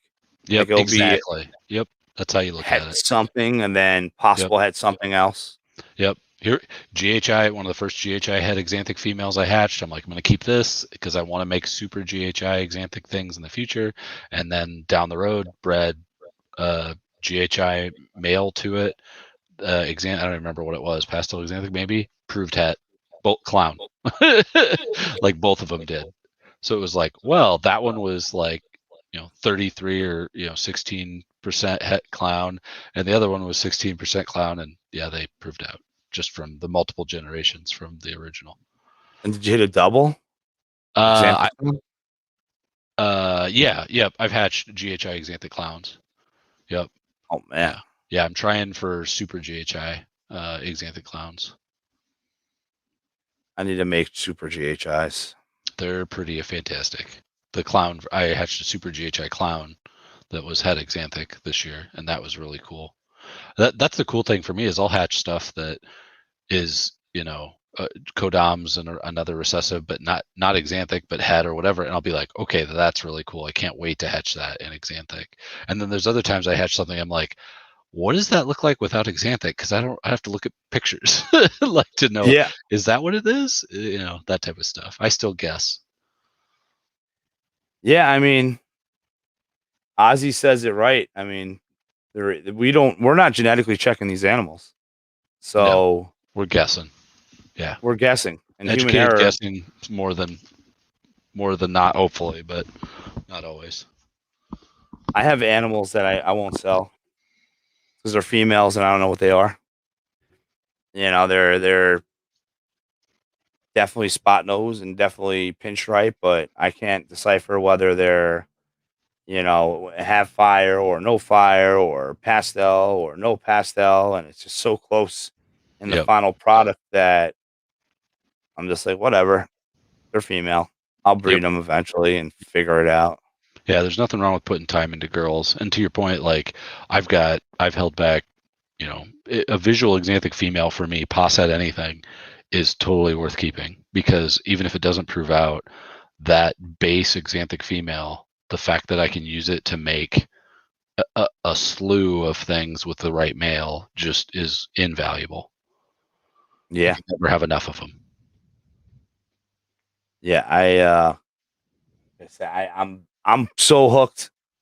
I hope this is a big year. All my girls, one of them I think ovulated, and the other two were pretty damn close with my hets. And I'm hoping that I just build an army of females so that when the time comes, I can invest even. I want to invest into two males in that project, and one would be a multi codom visual male, and then I would love to go with something that's like totally different than any codoms in my inventory. That's a het to breed to one of the visuals in the future. Start introducing other morphs and play mix this with that years to come. But I do want I am curious about, like, I'm excited about that orange ghost Xanthic because I have a Yeah. lot of orange ghost stuff. Yeah, true ghosts are pretty awesome. I've mixed it with vanilla, but true ghosts also look great as adults too. So that's the really awesome thing. Those were the other ones on your table. Vanilla. Yeah, the vanilla fire, uh, vanilla creams, het hypo. Yep, Yeah, those. those were stellar. And that hypo, whoo, I bet that's really cool. I kind of want to keep one of them. I've got the two boys. I might keep one of them, or just it doesn't sell, right? And I'm like, well, that wasn't a loss. I can find a use for that. If you have any males that don't sell, I will be You'll gladly take to care of them. babysit Yeah, them. I know you will. Yeah, I'll feed them, breed them. They'll have as much sex as they want. Yeah, You know, that's right. It's quite the life. I want that sex, life. Yeah, drugs, and alcohol, and rock and that's roll. right. That's right. That's right. G stripe Xanthic. Yeah. Have you messed with G stripe with the Xanthic before? I have not. No. I Nope. think it'd be funky. With I would think a brightening morph like my Mojave genetic stripe orange ghost is almost like a blue snake. Um, Hmm. it's a Fred Kicks production. Um, and it's just so bright. I think the angle I want to go with Xanthic is bright. For now, just go for like brighter stuff. Yep. Um, high blushing. I wouldn't mind yellow belly and axanthic as well. Yep, it's pretty nice. Yeah, it does accentual things to regular combos, which make it look nice. It's a good contrasting agent. Yeah, because I mean, even like a pastel yellow belly, just if like a nice quality one Yeah, that has that those black lines, but the white pattern closer to the belly, and then you throw an axanthic and just change the whole color pattern on it as a whole. I think yep, all that would look pretty cool. yeah, for sure. Yeah, and that's what I do. Like when I go to shows, when I'm looking around other people's tables and stuff, I'm looking for inspiration. Like, what would this look like if I put axanthic with it?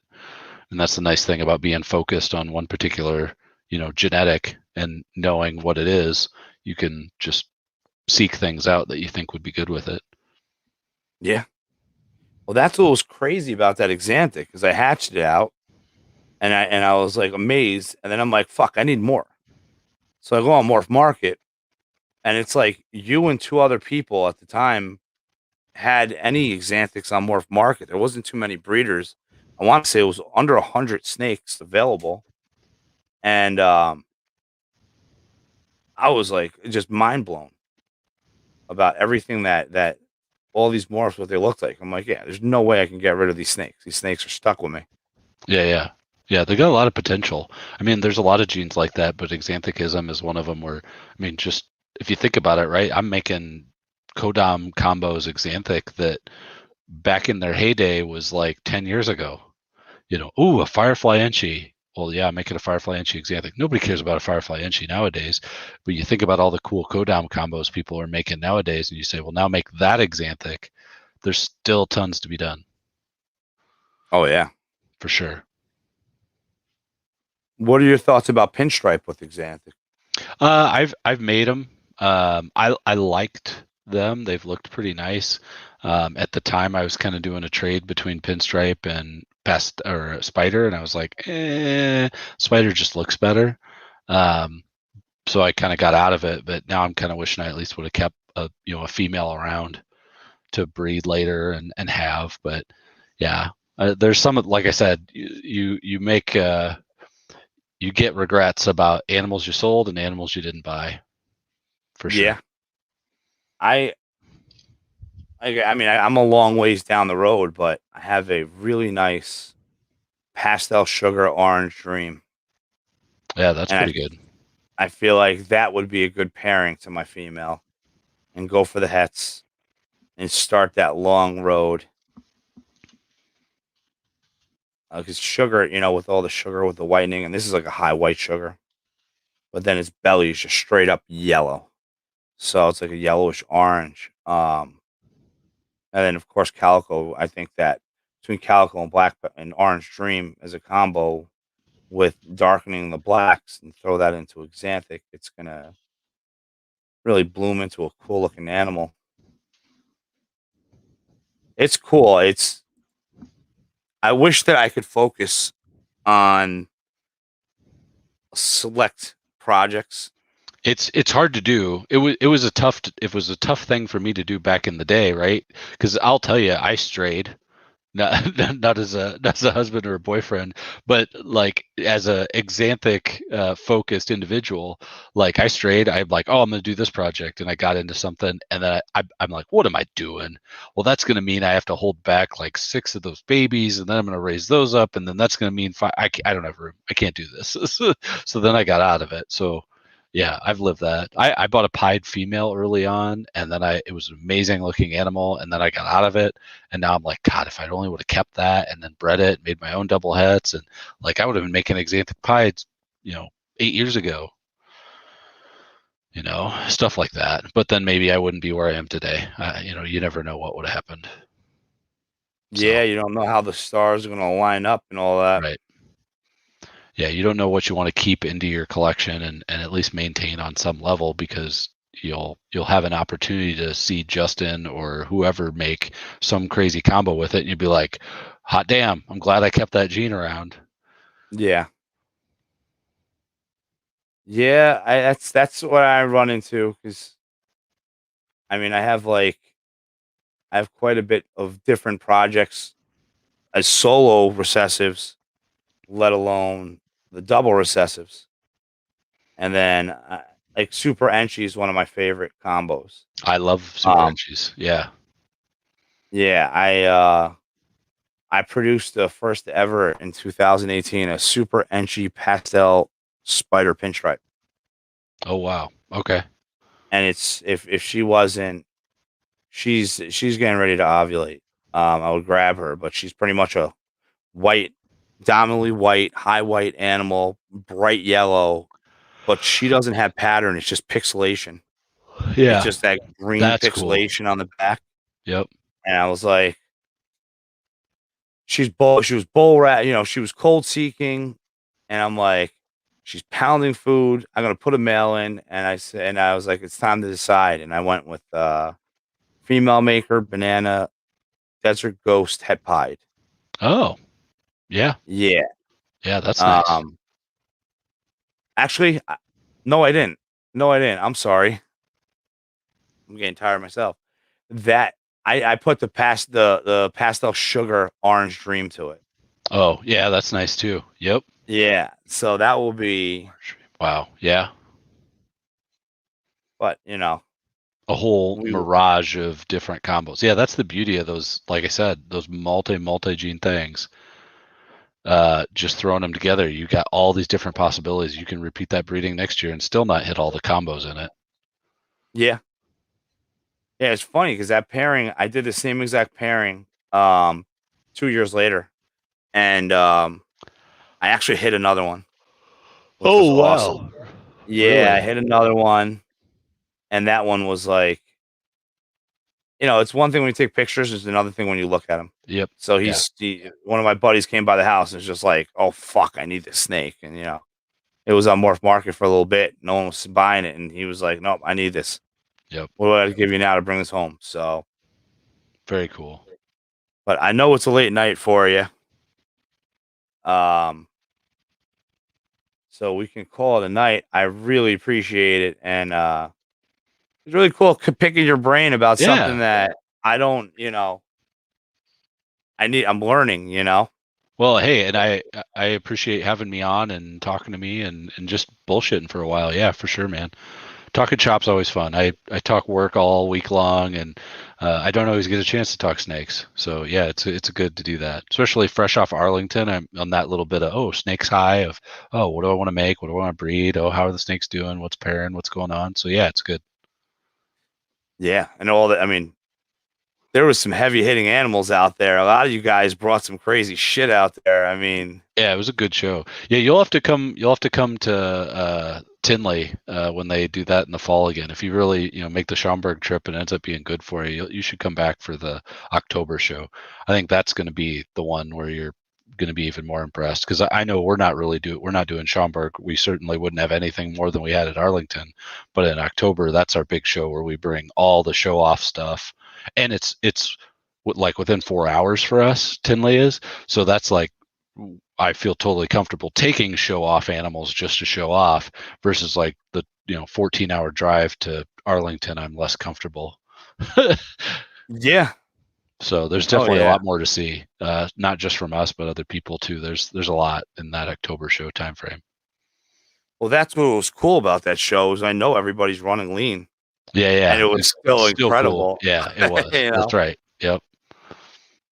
Yeah. Yeah. I think I'm hooked. I don't know about Arlington because it's kind of like it's funny after doing that because the community worked together to send me and my son out, and then ended up sending our whole family there.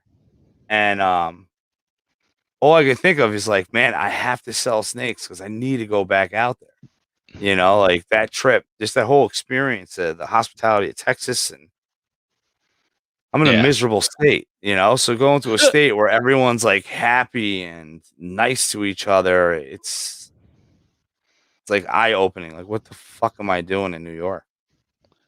Yeah, and so yeah, going to Chicago for us has always been a good trip, and then we started going to Arlington last year for the first time, and it was just the situation with shows and everything. And it was shocking to me how easy a trip it was, like to drive that far, do one single overnight on the way down, bring animals down, do the show. Like, so yeah, we're signed up for the next Arlington show in September, and we're signed up for Tinley in October. We're not signed up for Schaumburg just because, like I said, I won't have anything to bring. I won't have anything more I had from Arlington, and I've also got 2-3 months of sales between now and then that stuff will be dwindled down to nothing. Yeah, hopefully that leopard firefly ends up in my collection. There you go. Hopefully that's a sale that approaches. Yeah. But I still might be at Schaumburg just for fun. So I wouldn't count me out that I won't actually just be stopping up there, but shopping and just hanging out with people, which is fun to do too. Going and having sushi. Yeah. We'll have sushi together.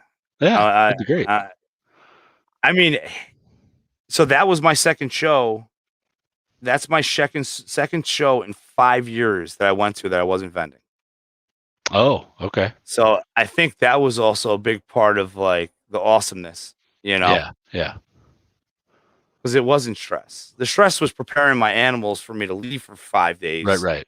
But once we're there, that stress has gotten done. Now I'm like, fucking, I'm here. Yeah. Several years ago, we did Daytona like that, and that was great. Went down, went into the show, shopped around, talked to the people we knew, and then it's like, all right, we're gonna go to the beach or go do this or whatever, and then caught up with them after the show got out. It was really, really nice. That was a nice trip. Yeah, I look forward to it now. I'm always like, oh, I'm gonna drive out there. I want to vend. Now I'm like, I don't want to vend there. I want to just go there and hang out with everybody. Yep. That's right. That's the fun. Yep. Well, cool deal, man. Well, it was great meeting you in Arlington, Texas. Yeah, likewise, Gino. Even greater hanging out, talking reptiles, for sure. Sushi. Yeah. And maybe I'll hitchhike to Manhattan and crash that sushi spot with you and Rick. That's right. Yep. Sure thing. All right, man. Well, you have a great night. Thank you so much. No problem. Thank you very much, Gino. Appreciate you having me on. Thank you again. Definitely. Later, man. Yeah. See ya. Take care. JD Constriction. Holy cow. I hope you guys enjoyed it. I enjoyed it. I mean, that dude is so cool. And he's doing, the dream that we all have. And he's successful at it. And he's producing beautiful animals. And, just a cool dude. Like I said, I saw his table. If you haven't gone to an NARBC, you need to go. I swear, it's eye opening, life changing. All these people I talk to every day, I met in person, fucking hung out with, and confirm that they're cool as shit, and great people. And I am gonna do another video, but once again, every person involved sending me and my family out to Arlington, Texas. Love you all. That was a game changer. That was our first family vacation. I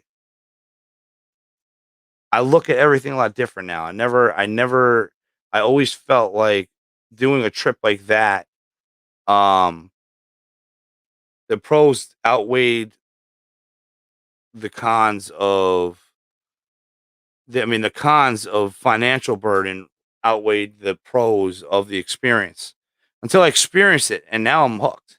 So, once again, thank you, everybody. If you haven't seen the Lone Star Reptiles tour, it's a long video, but I can guarantee you're gonna love it. I mean, he broke down 3 imports. Excuse me, actually 4 import projects. Earl's house, coolest dude ever. Great video. I'm gonna start posting videos. We recorded so much in Arlington. I got probably 3 videos to do between VIP Friday, Saturday, and Sunday. So big shout out to everyone involved. Thank you so much. Thank you everybody that dropped in. And I'll catch you all later. Peace.